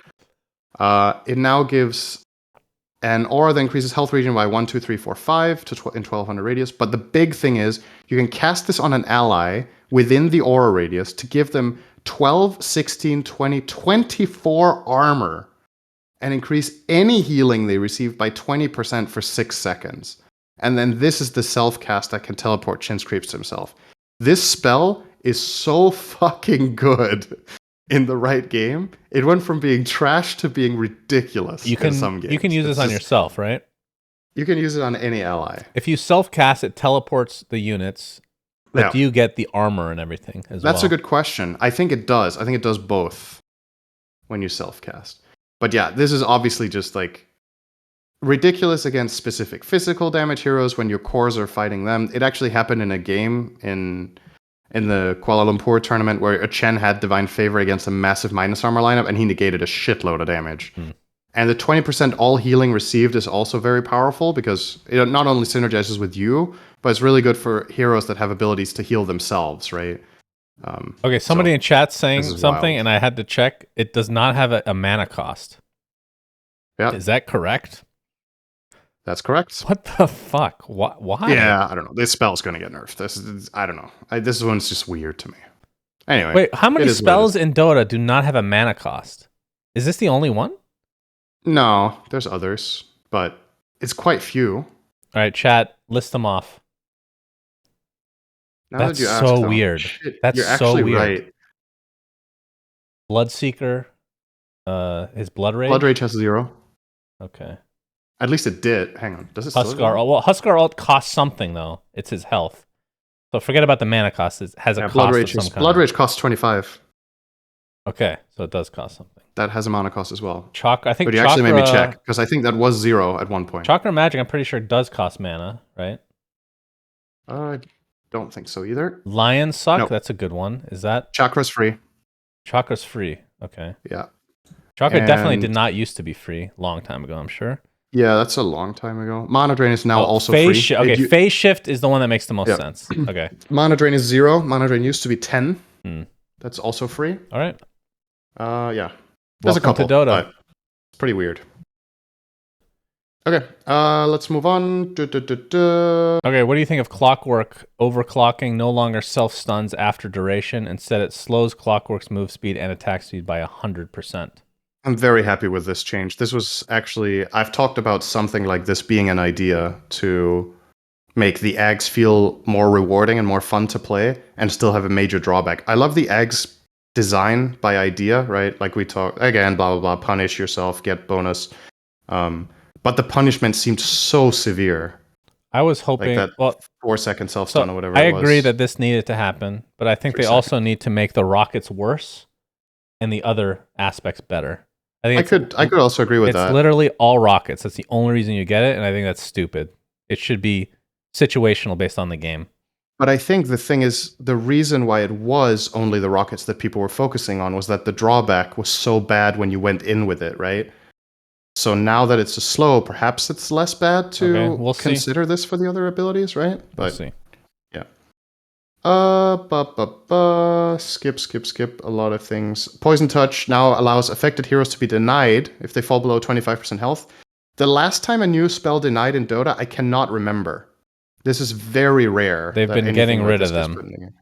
Yeah, this is actually... They did get rid of another one to make up for this, so there can only be 3 in the game, apparently. Yeah, this was very surprising to read, actually.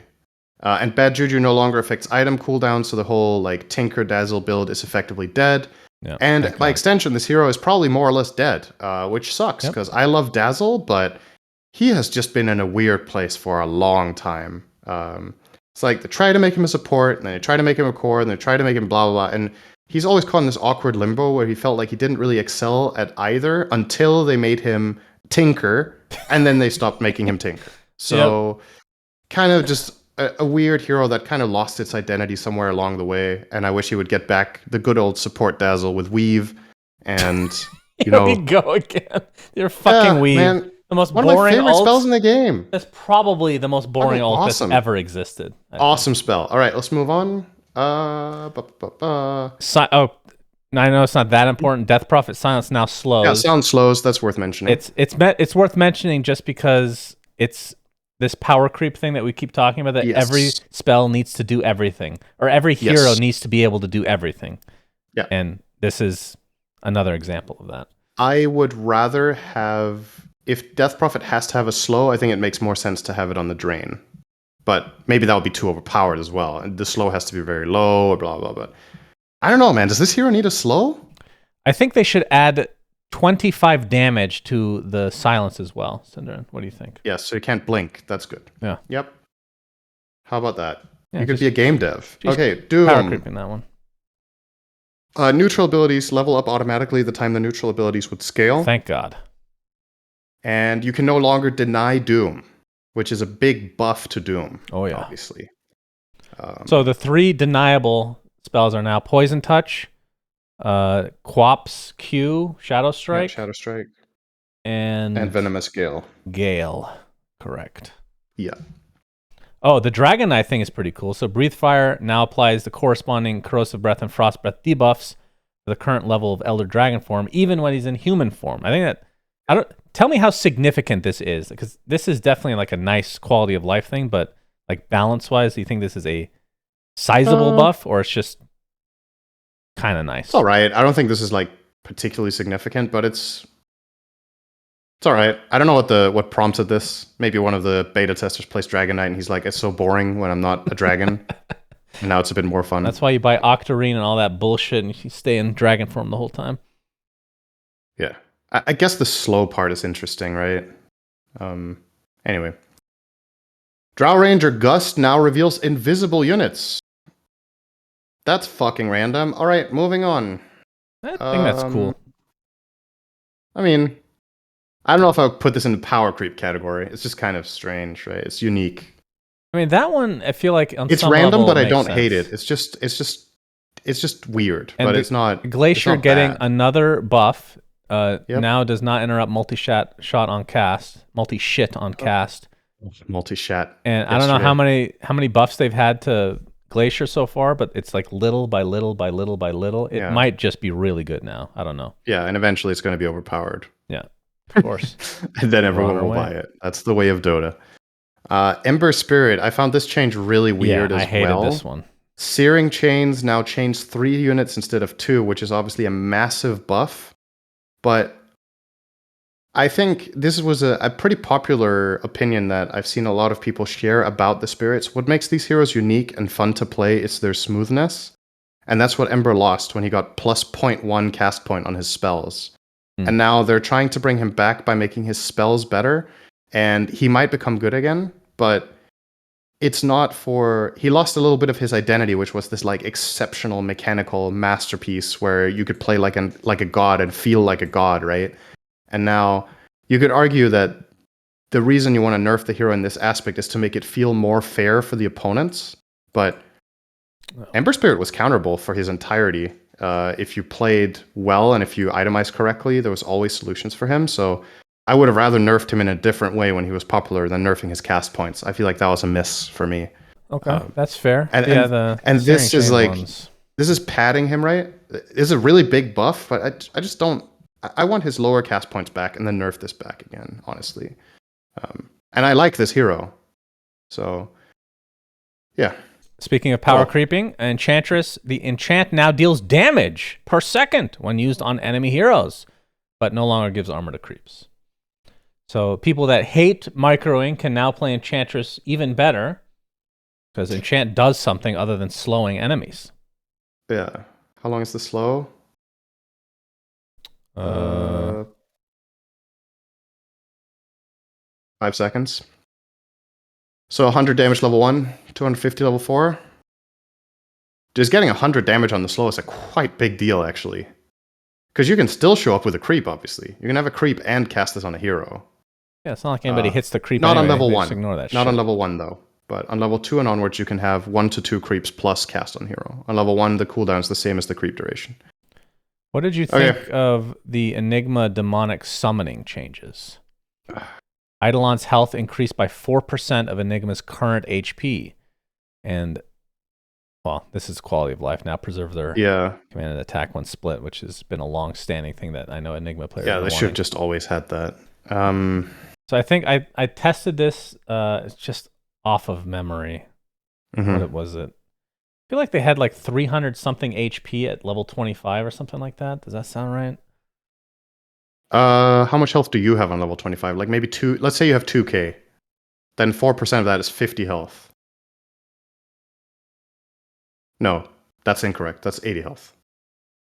Whatever it was. So yeah, you're probably right. Yeah. I don't know. This is another hero that, to me, it didn't lose its identity in the same way Ember did. I just think demonic summoning was or conversion as it was called back then, was a really key part of what made the hero click and do what it did. And I know they removed it because people thought it was boring to deny creeps or whatnot. But that was the hero's selling point, a really big unique thing. And it just takes time, I guess, to reach a state this hero is interesting to play again. It does see play sometimes, but it's just. See, I don't know. I understand. I don't think demonic point. summoning should necessarily. Yeah, okay. I understand your point, and I agree conceptually with the idea that you should not be taking away things that make these heroes unique, unless they feel bad all the time. Yeah, which this did. This and Lich, like denying creeps. It's like, I'm playing in a lane against this hero. I guess I'm just getting less XP, and there's literally nothing I can do. That's fucking dumb. So I agree with that change. Fuck you. Okay, moving on. Okay, I think I should say a really big part of the hero was obviously balanced around that being a power spike. Enigma had a power spike minute 0 as one of the only heroes in the game. So when it lost that and what compensation it got was literally nothing, the hero just sucked, right? So I just don't think he was compensated fairly for what he lost. And I think it's still not there. The fact you also have to pay health to use summoning also kind of feels bad. That's true. I want to talk about Gyro, unless there's a hero before that. Yeah, let's do that. Yep. Call Down has been reworked into a shitty version of Bombardier ult from Heroes of Newerth. Now always shoots his old talent on 25. True. Now always shoots 3 missile strikes in the vector targeted direction, but with a single missile per strike. I don't need to talk about the rest. And then the level 25 talent, the reason I'm mentioning this is because of Han. You get the global range to the ult, and minus 30-second cooldown to it as well. So I'm just going to say this. This is another Harken's Blade type situation where you have something that is just way better in Han. It felt really good. Bombardier ult, essentially it was global by default, so it wasn't like a talent or anything like that. It just dropped bombs in a line anywhere on the map. It was skill shot based, right? And it'd be pretty fast. You cast it and it's boom, boom, boom, boom. This one is just fucking clunky. It's huge. It's boring. Just, if you're going to do that, just do it right, all right? You have a game that was already made and tested for you. They don't exist anymore. There's no fucking copyright issues, okay?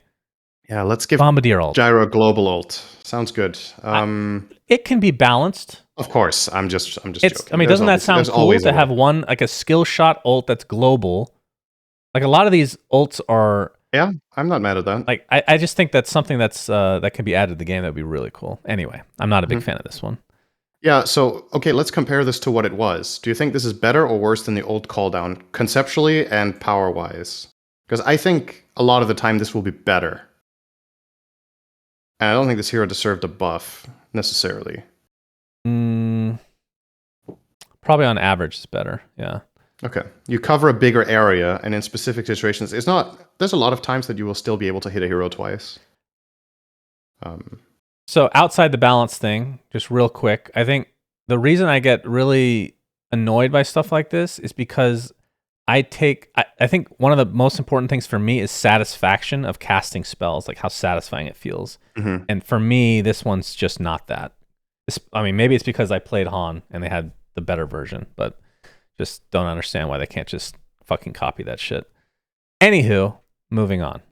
Yeah, it's time for IO to...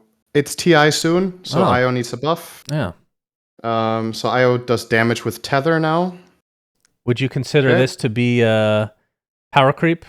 This is insignificant power creep, but still power creep. Except it works on creeps, so Yeah, it might be better than I think. Don't you just tether an ally creep if you're alone and you just farm? Both that and when you're tethering an allied hero, they farm camps faster. So... True. I don't know. This might be very meaningful. It might be very strong. I don't know how relevant it is. But yeah, support IOs will generally go 404 still, I think. So at that point, you will have 4 points in tether relatively early in the game, and it will matter for farming speed. I don't know. There might be some strats with this. Jakiro has a different dual breath. The start radius is decreased, but the end radius is the same. Just got nerfed, right? Overall, just got nerfed. Very uninteresting change. Thank you. Yeah. Jugger, this change I tested pretty early. So Blade Fury now scales with your current attack speed. And then it does way less flat damage, obviously, because you have attack speed all the time. This is not dynamically updating. It is what your attack speed is the moment you press the button. And that's important because then you can't use Blade Fury and then Mask of Madness. I thought that was going to be really strong, but you can't do that. There is apparently, unless this has been fixed, there's a weird interaction where I tested this with Echo Saber and it didn't work, so I just discarded the idea. But apparently it works with Harpoon, where you do the first hit and then you prime the second really quick attack, right?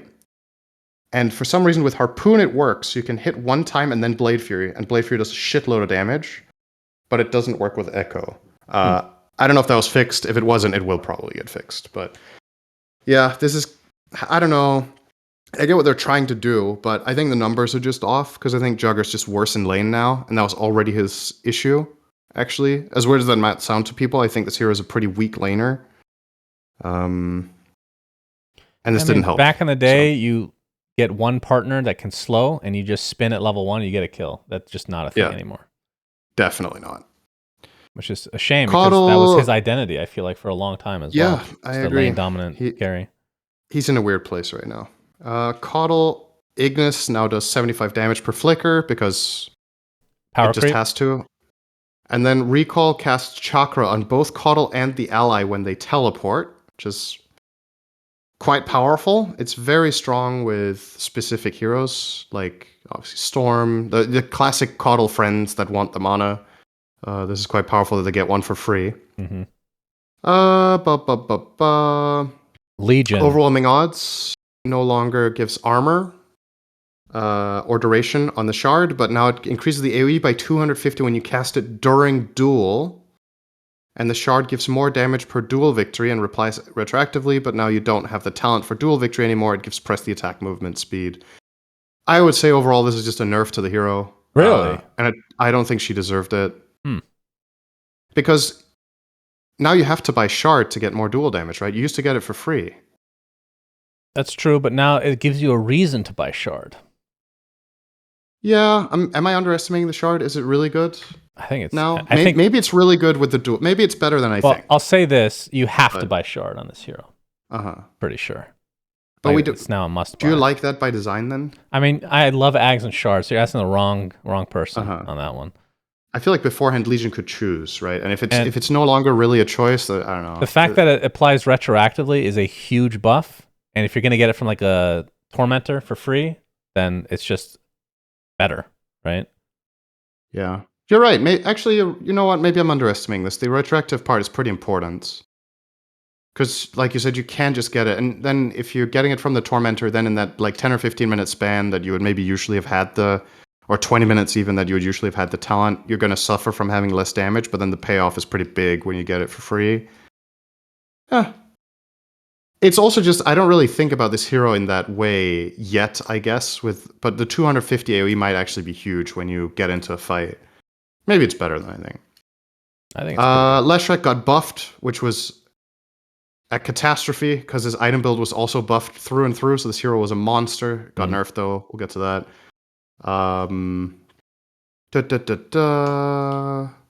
Okay, I want to start speeding up a little bit. Lone Druid Spirit Bear starts with 0 armor instead of 3. That's really big. That's the biggest change to that hero. He got nerfed quite significantly. Skewer now deals damage. Yeah, a little mini rupture there. Good. In addition to its regular damage, it deals percentage-based travel damage. So that's interesting. Don't know why that needed to happen. Some quality of life to Mars, which is backswing timer of Spear of Mars is way shorter. It no longer toggles off Bulwark if it's cast while Bulwark is active, which is a really weird, I want to say bug. Kind of strange. And Bulwark gives you phased movement, which is kind of cool. So you're like stampeding through with your shield. Mm-hmm.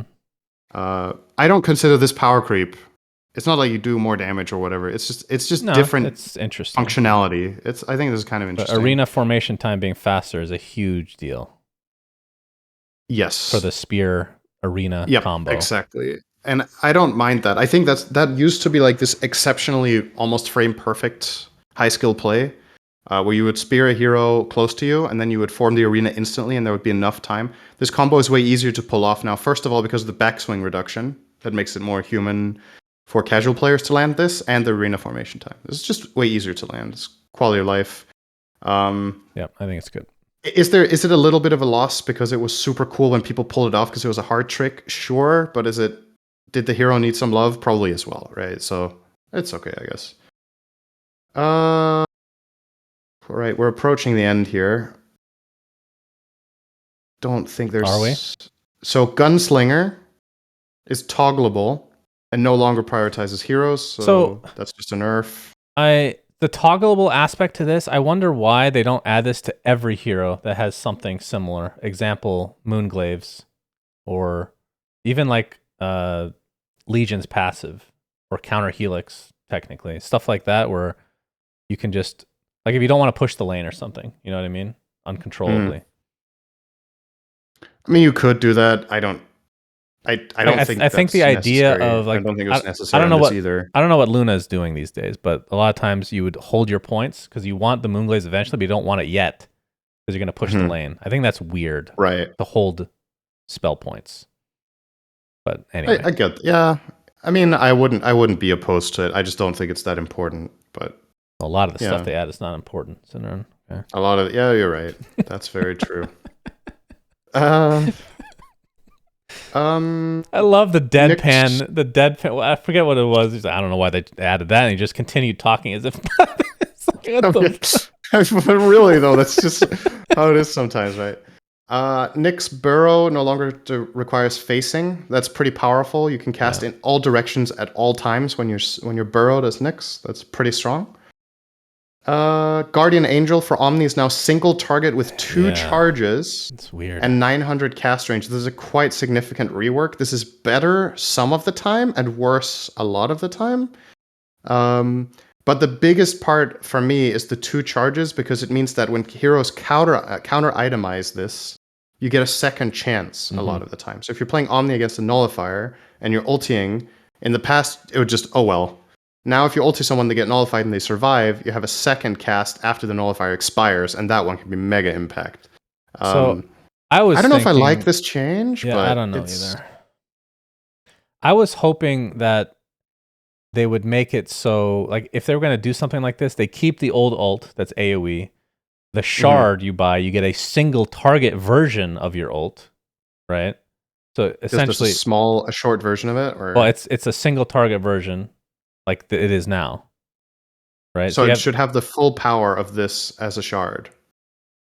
Well, generally, like you can nerf however you want. I'm just saying the idea I'm just asking of it. How good you think it should be? Yeah, okay. Because I think the shard right now is like the fucking hammer of purity, right? Or am I wrong? Yep, like it is. Fuck that shit. That thing's god awful. And then the Ags was also changed in this one, so it gives you an additional charge. Increases cast range to global and always cast Guardian Angel Omni Knight as well as a target. So the Ags is good. So you get 3 charges.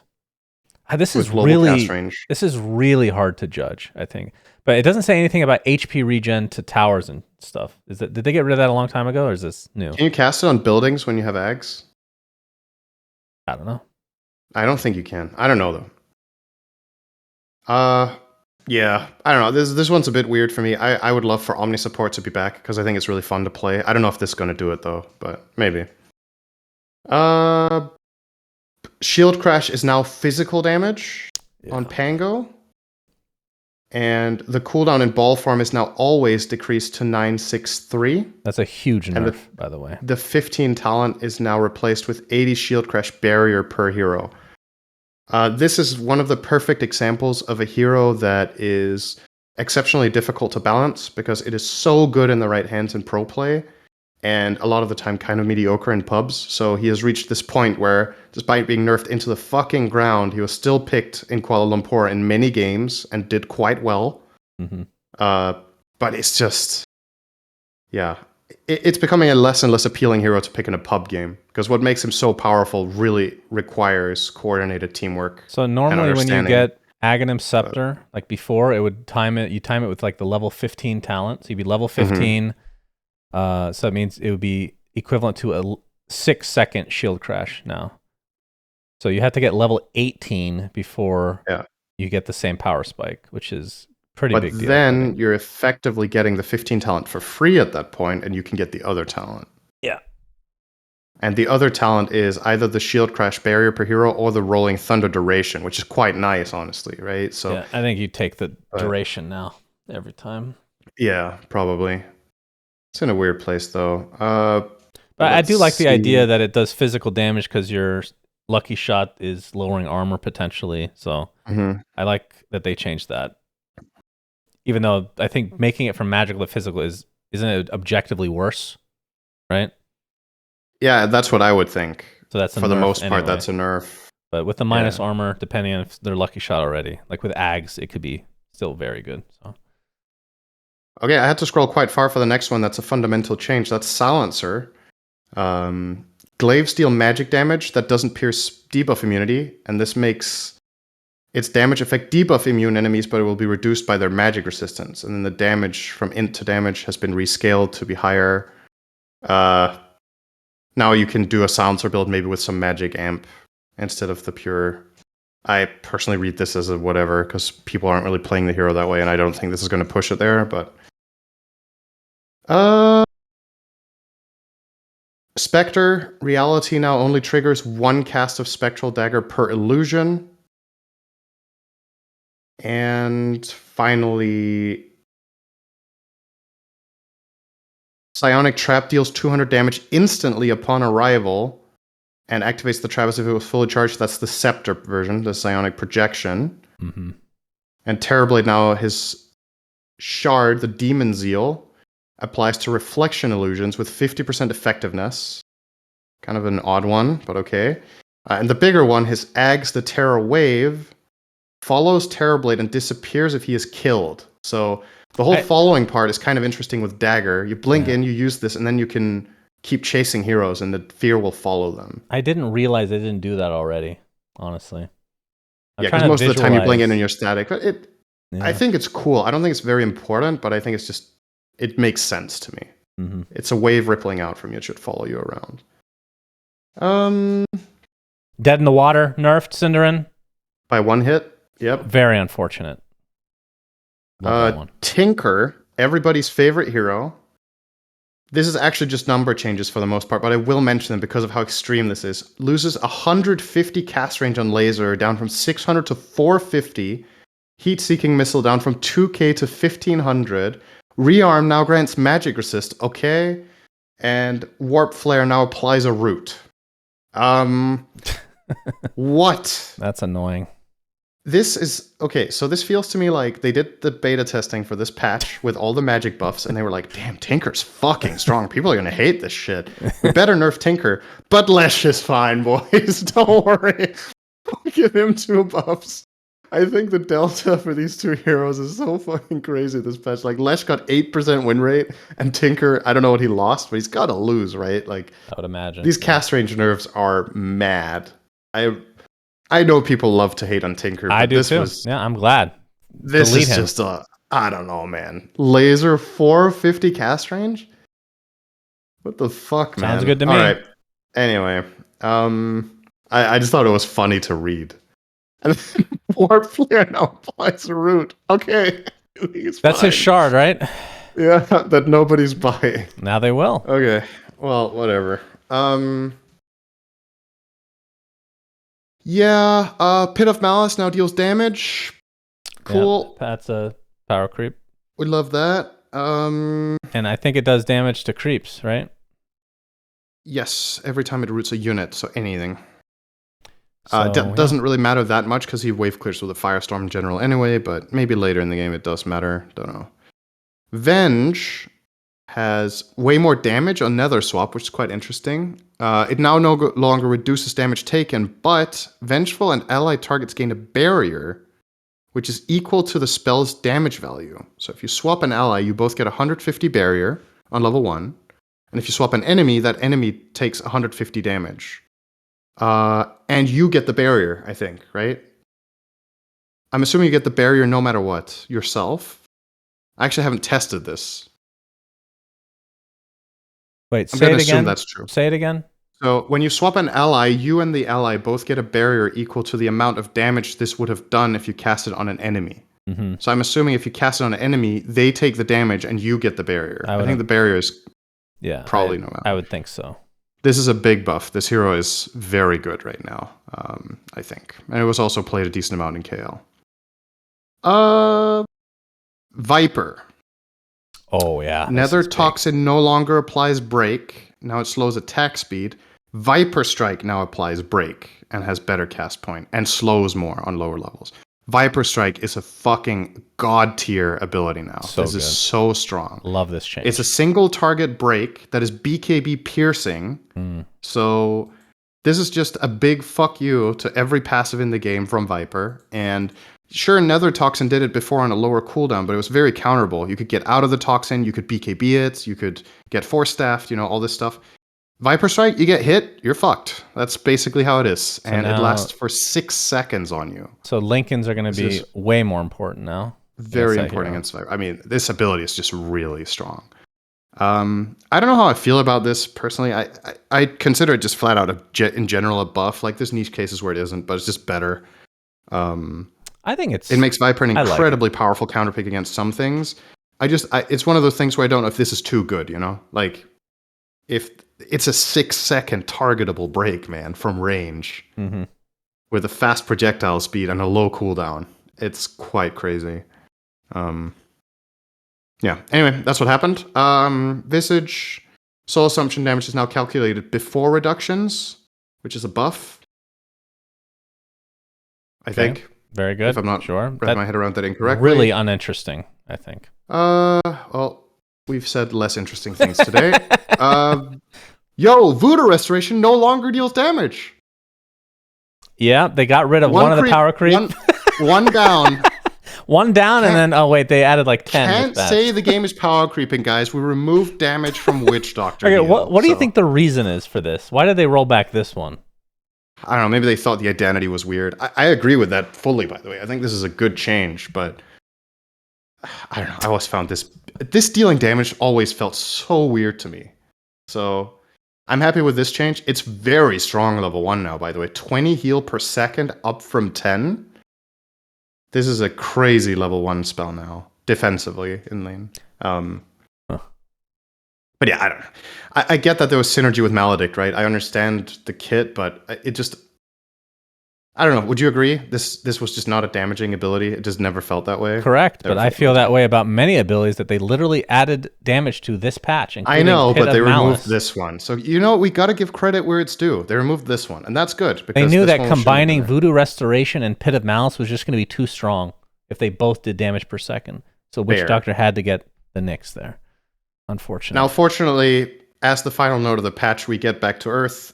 Lightning Bolt now deals double damage to creeps. All right, that's 735.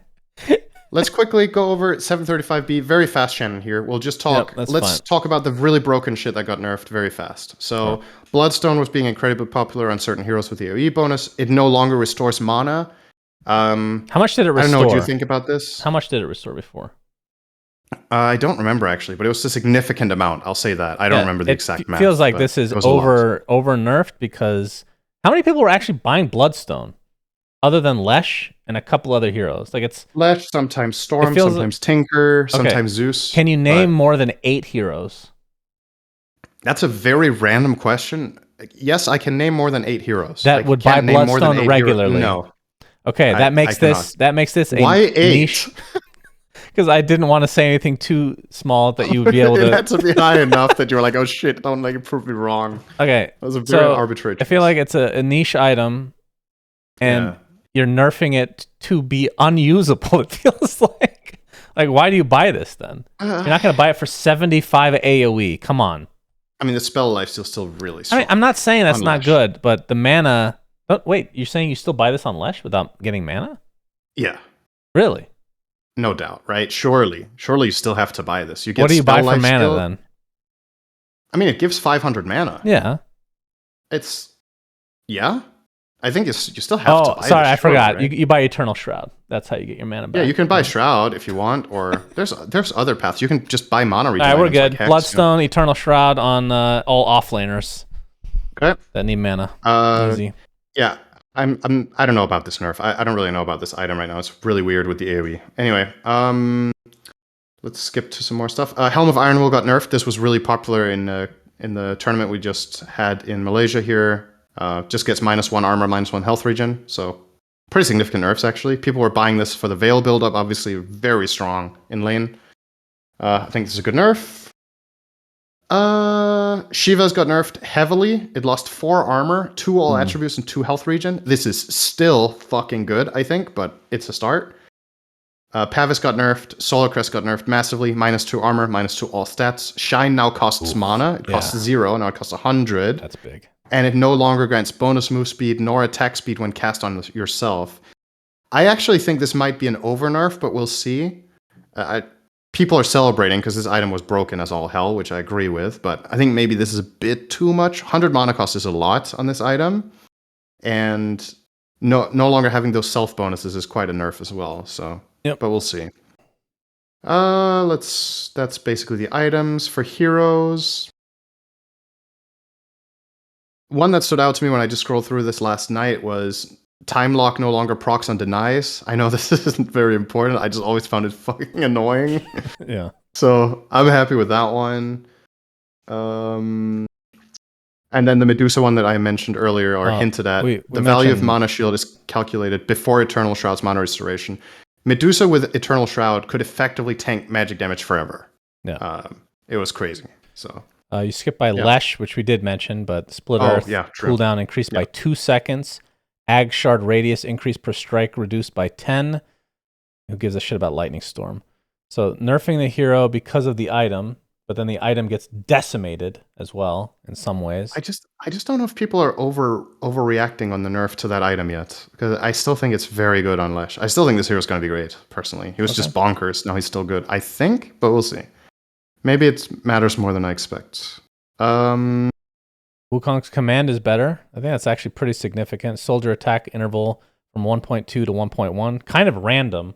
I think it used to be 1.1 originally, if I'm not mistaken. Or even 1. I think you're right. Yeah, maybe 1. Yeah. And he got 1 base agi, which feels good for that hero. More armor, more damage, attack speed. Ag Shard on Muerta is now retroactive. Applies retroactive your spell amp.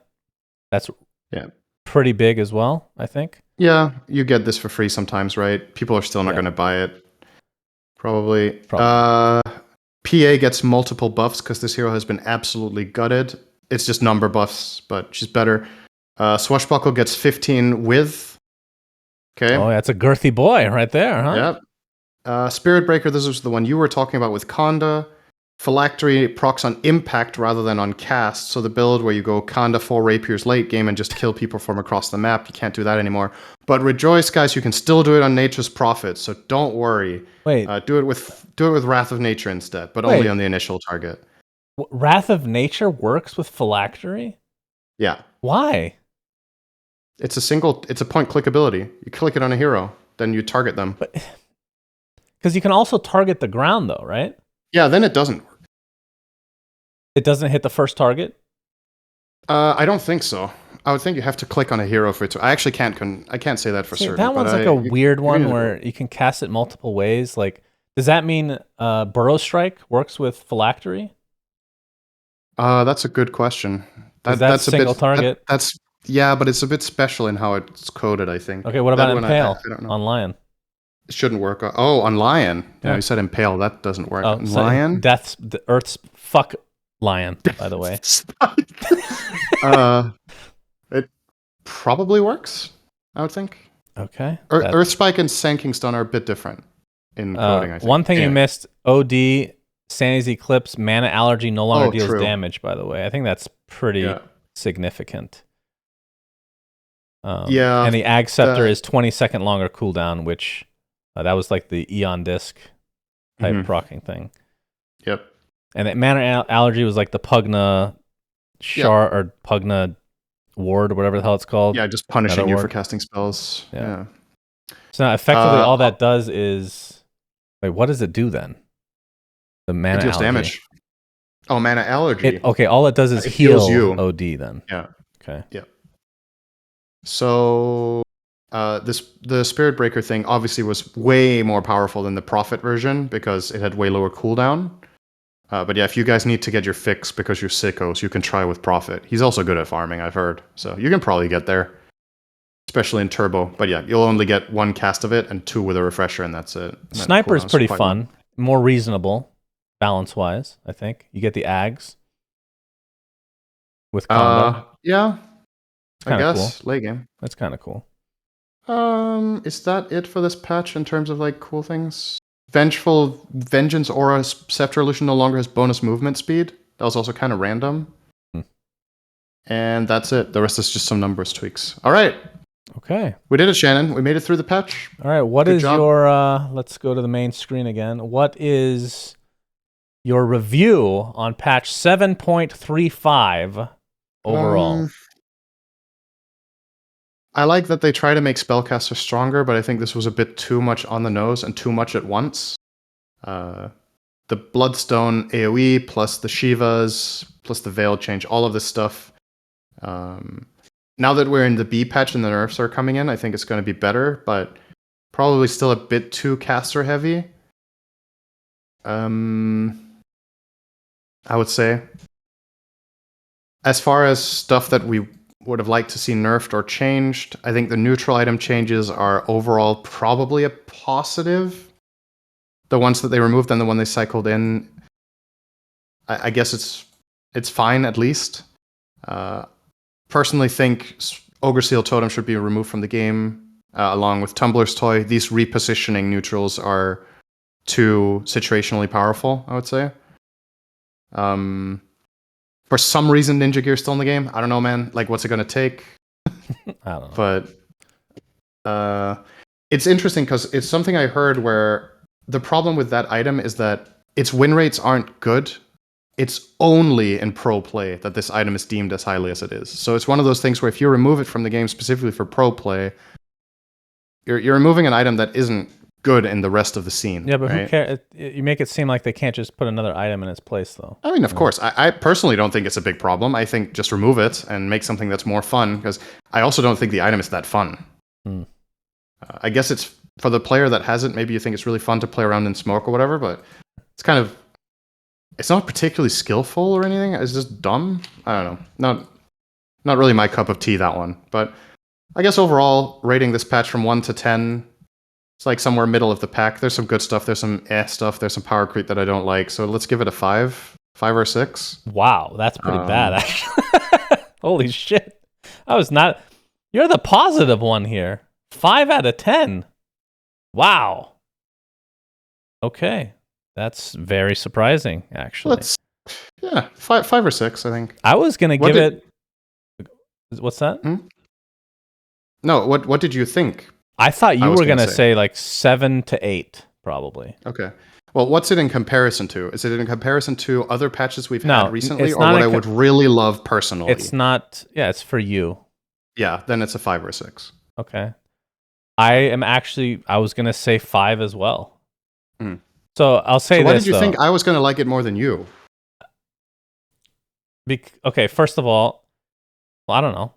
Because you're more positive than me. I figured if whatever my rating is, yours is going to be higher. And it wasn't. That is not true on cosmetics and patches, I think. Well, cosmetics are different general. because, I mean, this is a lot of balance, though, right? Like you're switching up things that have been boring and have gotten stale, and now you're kind of throwing everything together in a big fucking pot, you know? Yeah. So it's a nice shakeup, but there aren't a lot of things in this patch where I went, hell yeah, this sounds awesome, or I'm happy with all these nerfs, which is what I'm always asking for, and I feel like it's just not really that many nerfs. I'll say this to start, though, for me. I was very surprised that this patch came out. I was expecting this in February.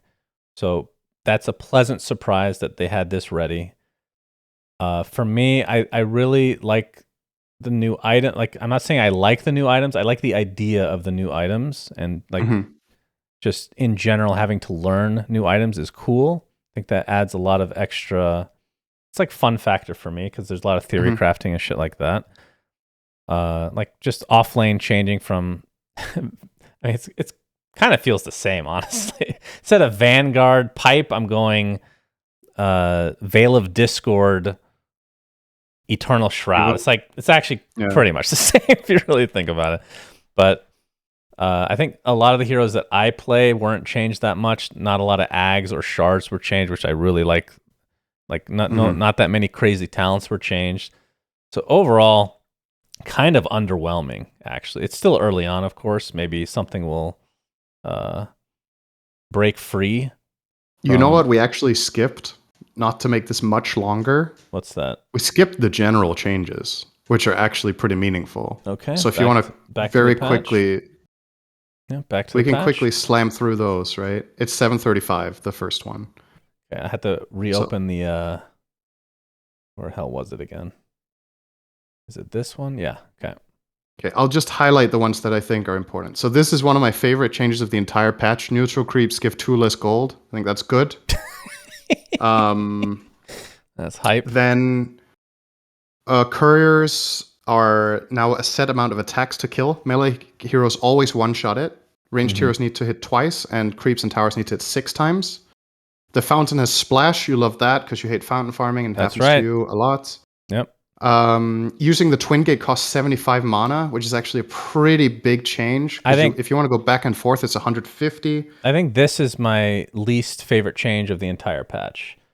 The mana cost and gate? Yeah, I think, first of all, like from a design perspective, like I feel like there's so many different ways to balance this if you think it's too powerful, right? You could have changed the positioning. Like that's one way to do it. You could put a cooldown on it. Yep. I think the mana just feels bad, and the mana, I believe, it gets used the moment you start channeling it. Correct. Correct. Now, if you stop channeling it, what happens? I haven't tested it. I'm pretty sure you lose them. I don't know that for a fact, though. That just feels awful. The thing about balancing it this way is that this is just inevitably going to hit some heroes way harder than others, right? Because the 4s with low mana pools get starved way harder by this. So like Clockwork, Tusk, these heroes that I don't know. I like what they're trying to do, but I don't know if I would have done it with that metric. I agree with that. So the reason it really bothers me is because I'm not saying Valve are lazy game designers. This is lazy game design because it's costing you 75 mana to go through. But if you happen to have no mana, you can get in. Like what? Excuse me? Like what the fuck? You can? That's what it says. Units without mana can use Twin Gates for free. Oh, but that's heroes that have no mana pool. Yeah. It's like if you have... Oh, you're saying if you literally don't have mana, like you cannot have mana. I think it's like summon units that don't have Chat, mana is that pool. what that means? Or if you have 10 mana on some hero, can you go through? That's the way I'm reading it. But if that's not the case... Because I was like, that is really weird. Why are people not complaining about that? But now that I'm reading it the way that you are, that makes sense. Units that literally don't have mana can use the Twin Gates for free. Okay. Take it back then. Okay, so it's just mana cost. Yep. So it's not lazy. It's just not a fan. Yeah. Teleporting to the outpost takes 4 seconds instead of 6. That's a pretty big deal. Tormentor can no longer have negative armor, and it has an ability called the Shining, which deals damage per second in an area around it. People are going to have a harder time killing the Tormentor, and they're going to die more, which is great because that makes funny clips. Roar of Roshan, or Roar of Retribution. When Roshan has been killed by a team, the next time they engage him after a respawn, he roars globally and deals damage to all units in 900 area and apply them a debuff on them that increases their incoming damage by 25%. Triggers when Roshan's health drops below 80%. So comeback mechanic. It's like a comeback mechanic, but yeah, I mean that's what it is. I don't know about this one. I find it a bit weird. I think this is good just because it's very monotonous, and the team that gets the first Rosh, if they get the second Rosh, like they just keep winning.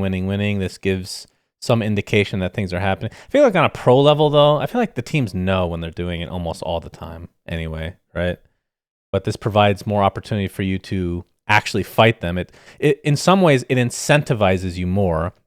Instead of going for the trade where you're pushing the waves and letting them have Rosh, you actually might want to fight because Rosh is doing more damage or whatever to them, right? It's harder for them to fight in that area. So yeah, I mean, I understand what this is meant to do, but yeah, I don't know. It's early days. All right, new Roshan drop. He can drop a banner, which you can place anywhere on the map, and allied creeps that walk past it in a 750 radius gain 75% health and 50% damage for 45 seconds. And the banner lasts for 5 minutes. We saw this used. It can be destroyed by the enemy team, but they need to find it. It doesn't give vision. We saw this used in the tournament a few times, I think. And people were generally, when they were ahead and they were pushing the base, they would place the banner in the other side lane from that they were pushing. So effectively, they were generating a 5-minute split push with strong creeps coming in. Interesting idea. We'll see how that develops. When you say it doesn't give vision, what do you mean by that? Can you put it in trees? It doesn't give vision to the enemy team. They can't see it where it is. Can you put it in trees? Yes. Okay, I didn't realize that. Yeah, okay, this one's weird. Wait, hang on. It says placing the banner informs an enemy team about its location. I think maybe do they get shown where it gets placed and then they lose vision of it? I don't think they have vision of it, at least. So you place it, they get told where it is, but I don't think they can see it. So you can still put it in trees to make it harder to attack it, I want to say. Fuck, I'm actually not sure about this now that I say it out loud. Anyway. I was under the impression that they just knew, but I don't know. I mean, they know where it is because they get a warning on the map when it gets placed, I think. But maybe they also get vision. I have not had this happen in a game myself yet, so... If that's the case, isn't that just really easy to kill? Or you smoke out a hero and destroy it.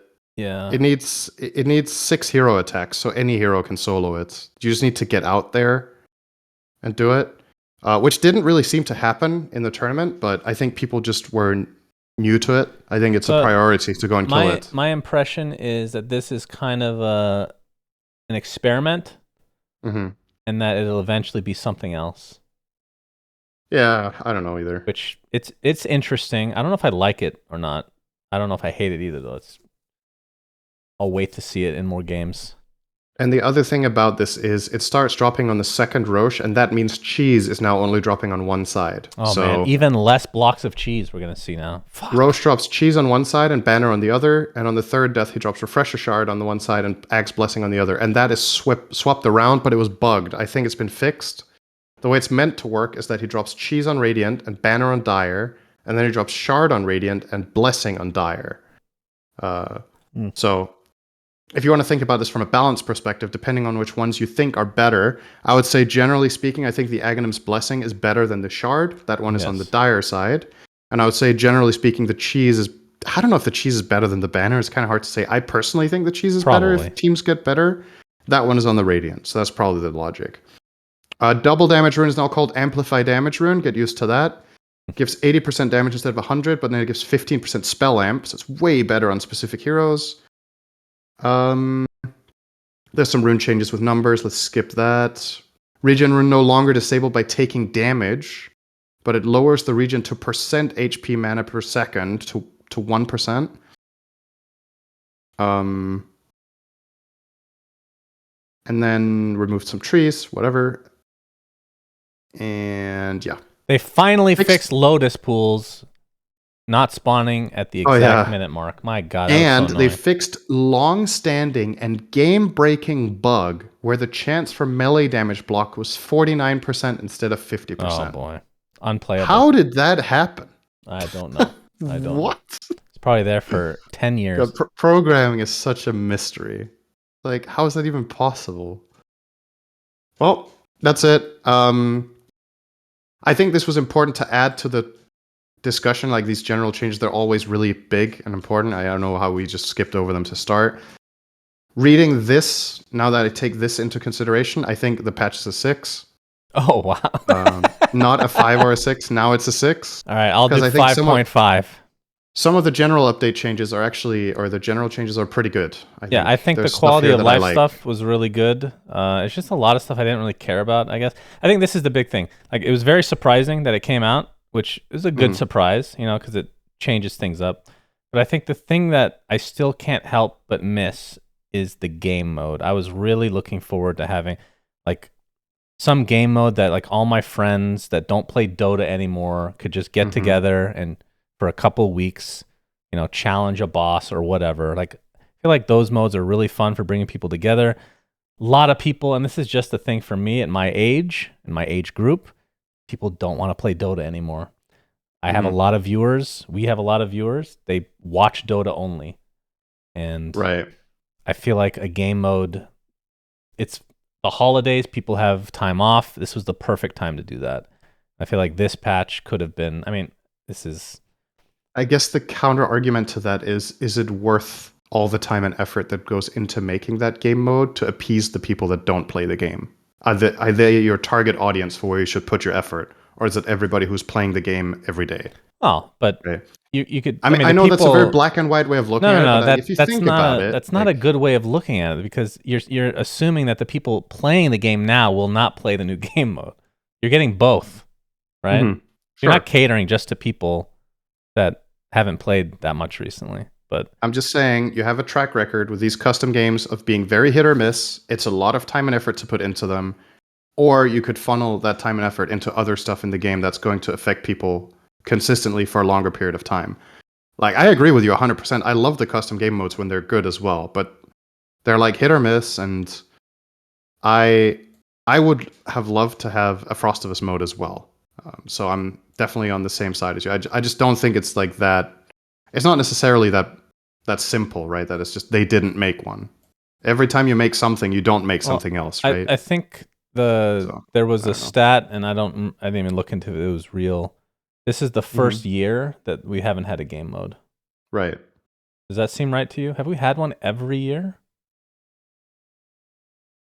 Probably. One of the years it was probably just a recycle. I don't think we had a new game mode every year. Could be wrong about that, though. I mean, a year is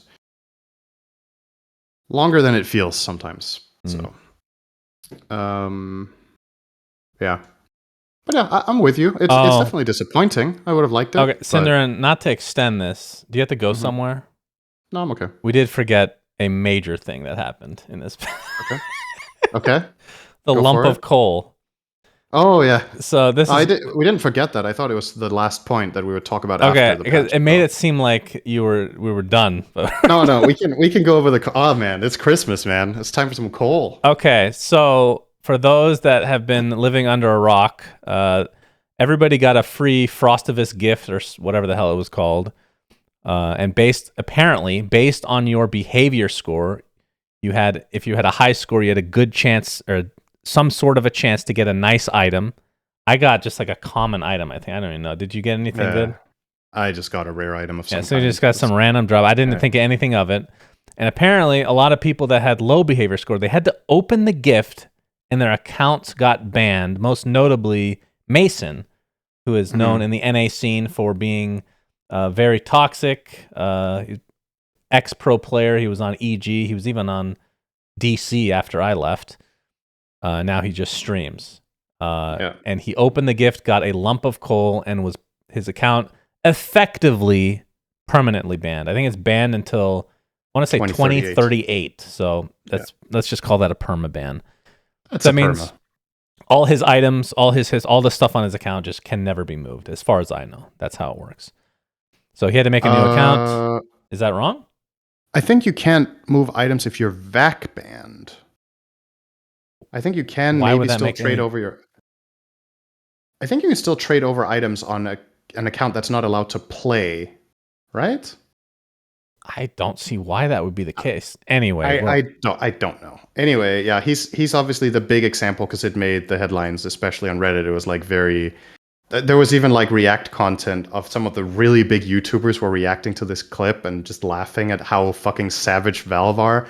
And I mean, let's just think for a second how fucking funny this whole concept is. Like, I personally find it really hilarious, and at the same time, I kind of can't believe they did it.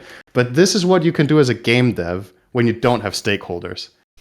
Valve are the only big game company in the world that can pull this off, because every other games company doing something like this will be told, you can't fucking do this to your customers, man. This is not good. This is not going to look good on the report. I think the word the kids use... Merry Christmas, asshole. The words kids use these days is based, and that was certainly fucking based. Really fucking based, actually. I mean... And it begs the question, what happens if you don't open your gift? Like, does it just auto-open at some point and you get the ban? But, like, we'll never know. You start the game like, oh, nice, I get a gift. And you're just fucking banned, man. It's just so unbelievably funny to me. Yeah. And there were different reasons people would get banned, right? If they had, like, some sort of confidence based on cheating or whatever it is, anything that's against the rules would receive lump of coal. And not only was it coal, it was called highly toxic lump of coal. And it was like radiating this like fucking radioactive green color. Like, you are the pest on the world, essentially. So generally, Merry Christmas. When it comes to stuff like this, I feel like I am on the extreme where I'm okay with extreme punishments for stuff like this. And the exception is, and this is going to sound weird, for competitive players that have been caught like match fixing, I think a permaban, lifetime ban is too much still, because I think like a 5-year ban is effectively the same thing anyway, right? And there's like certain areas of the world where, if worst comes to shove or push comes to shove, you maybe need to do something to make money. I don't know. I can't really relate to that, but I try to on some level. But generally speaking, for like punishments within game, I am very okay with this, and the way that they packaged this was obviously hilarious, and I have no problem with people getting their accounts permabanned for stuff like that. Do you feel similarly? I mean, there's also a difference in magnitude of getting an account banned and getting your career ended, right? Like, that's it's two different things. So a permaban here. So effectively, what happened to Mason in his case was he got permabanned, and I think he wrote to Steam, and what they told him was the permaban was effectively because he paid for a behavior score boost. So someone else was playing his account in turbo games to up the behavior score because he couldn't communicate in the games. It's effectively, that's like, it's ban evasion is what that is, right? Like, you're circumventing a system that's set in place to punish you for behaving in a certain way. And then we can get into all sorts of discussions about whether the system is working as intended right now. That's a different story. But even if the system is shit, the moment you start evading it, you know you're doing something you're not supposed to. And supposedly he only did it for like a day, and then he regretted it and stopped doing it. And I think that story checks out. So he did feel remorse over doing that, but it's kind of a binary thing. Once you do something like that, they will punish you for it. So at the end of the day, he's allowed to make a new account, and he's doing that. He's playing an account up from zero. Well, and apparently he as a player isn't permabanned, it's the account. Apparently his viewership has increased dramatically as a result of this anyway. So if anything, Valve that's how it goes on Twitch a lot of the time, right? When there's like outrageous shit and drama that people are involved in, people want to watch because drama is exciting, and that's a byproduct of it. The hope here is that these punishments end up having an effect that, as much as people can laugh at it and want to watch his journey or whatever, that he learned something from it, that other people learn something from it, instead of, haha, it's funny to have to play a new account from scratch. Because I honestly think I would like to think that, sure, it's great to have the viewership, but I would like to think he's enjoying himself less than if he was playing, his main account with better players and having higher quality games. And his items. Playing back up is a chore. But yeah, the silver lining is definitely that people are watching it, and yeah. What's that? You wanted to mention a video, didn't you? A video? You sent me a video. Like, I'm going to talk about this. Oh, yeah. Did you watch the video? I did. Okay. Do you think, I mean, this is a really long episode by now. Do you want to include that as well? You can talk about it briefly. Yeah, I think it's fine. So essentially, I think it's best if we just link it in the description and then people can watch it, and then I'll try to preface what it's about.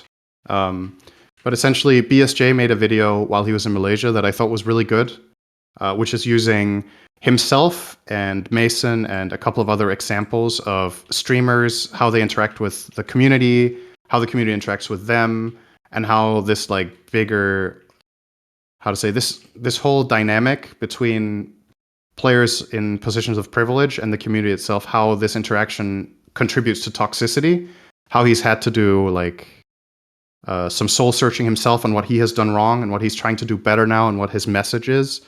So it's essentially, I think it's a 25-minute video, if I remember correctly, that is going over what happened with this ban wave that Valve did with the Frostivus presence, which is still really funny, but yeah, going over what that symbolizes, what message it sends, and what we should try to do better, and how we try to make the game better and not let the bullies run the playground, essentially. I thought it was a really good watch, and I would recommend you guys to watch that. So let's put that in the description, and shout out to BSJ for making that video. Videos like those are hard to make because you're going to get a shitload of backlash from people that are just bad actors, right? So you're going to deal with that. Like the comment section when it was posted was a cesspool of people being like, shut the fuck up, grow up kind of thing, and a lot of people being very supportive about it. So it's clearly a very polarizing thing in the community, which isn't surprising when you think about how games are, but step by step, it's not going to be an overnight thing where things just get better, but if people make efforts to try to make things better, then just like the toxicity didn't happen overnight and everything went to shit, it will be the same way in a movement the other way, in a counter push, so to speak. So I hope that helps. I hope his video has an impact on some people. Even if it just helps a few people, then, that starts the snowball. So yep.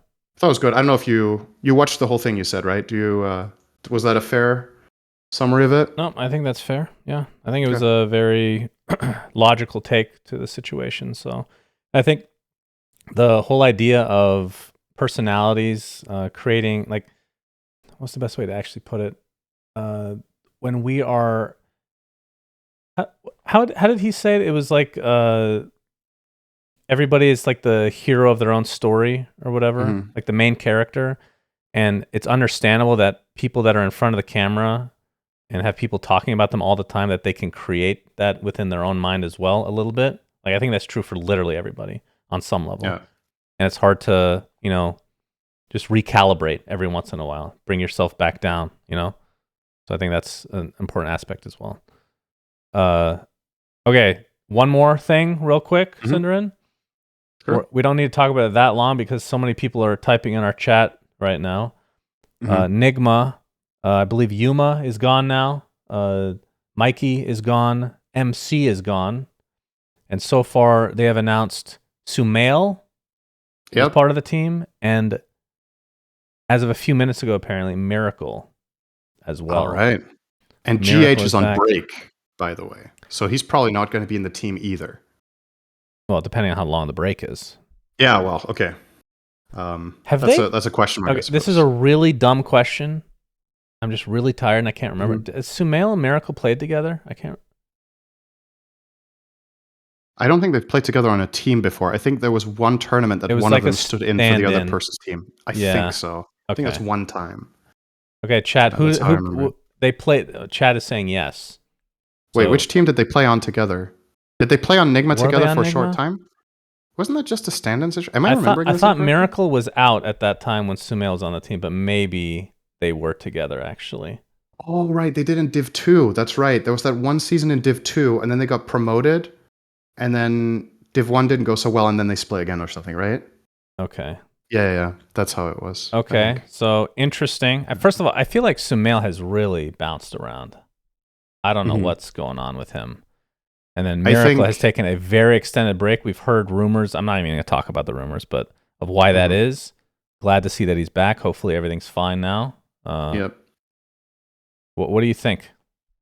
I think Sumail is still a world-class player, and I think this is a really good patch for his hero pool. So if they get to play some tournaments soon, the guy's going to own. I'm pretty convinced of that. Yeah, that's his MO. Like the way mid lane gets played right now with some of his heroes is fucking S tier in this patch. Storm, Lash, Puck, these kind of heroes are really good right now because of the spell amp stuff. And those are all his best heroes in my opinion. So I think he's gonna come up big probably, and his strength as a player are as relevant as ever. I think moving from the mid lane, playing a strong laning phase mechanically, he's always had it. I think when he came back and played the last time, I also thought he played really, really well. So despite jumping around in teams, I don't think he has individually, in terms of what he's showing on the server, I don't think he's been the problem, at least for me. Well, that's the only reason I bring it up is it's not a skill thing, but why is he bouncing around so much, right? There's got to be. I don't know. I mean, it can either be team dynamic in terms of like how he plays together with the other people on a personal level, or it can just be, there's also a bit of luck. Like when it comes to teams, it's hard to predict how good you're going to be, how well the meta is going to work for you, how well you're going to click on the team, all this stuff. And he's obviously in a position where he understands that he's valued very highly as a player, so he might rather take a bit of a backseat and watch the scene rather than keep grinding it out on teams that don't do well and watch his stock drop, right? Sometimes in Pro Dota, it's better to take a break than to keep playing in terms of being, you know, the way we're talking about him now, right? How strong and how good of a player he is. If he keeps playing on teams that fail, there's like diminishing returns, right?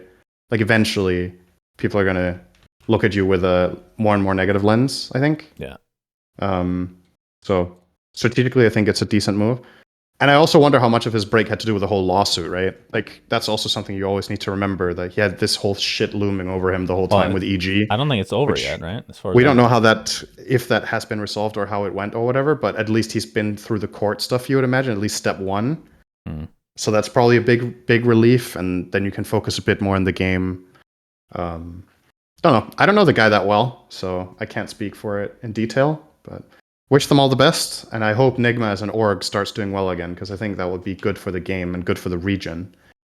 Yep. And of course, there's a lot more shuffle stuff that we want to talk about, but the episode's ridiculously long, so we're going to have to wait till next week, which means next week's episode is going to be chock full of goodies and whatnot. So, thanks for watching. Breakdown of ESL Kuala Lumpur and roster shuffles and some other stuff. Indeed. Hey, everybody. Welcome. Have a good Christmas, everyone. Merry Christmas.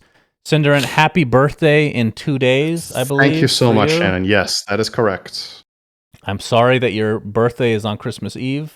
That is great. I love it. I've always loved that. Have you? Okay. Yeah. Well, happy birthday. Merry Christmas, I always everybody. have my birthday off. I hope you guys have fun with your friends, family, whatever. Even if it's just yourself, I hope you enjoy yourself as well. So until next time, until next week, we'll catch you guys on the... Man, I can't even finish my sentence. I'm so tired. Goodbye, everybody. Bye, guys. Good night. Goodbye. We say things that don't mean anything. Santa baby, subscribe.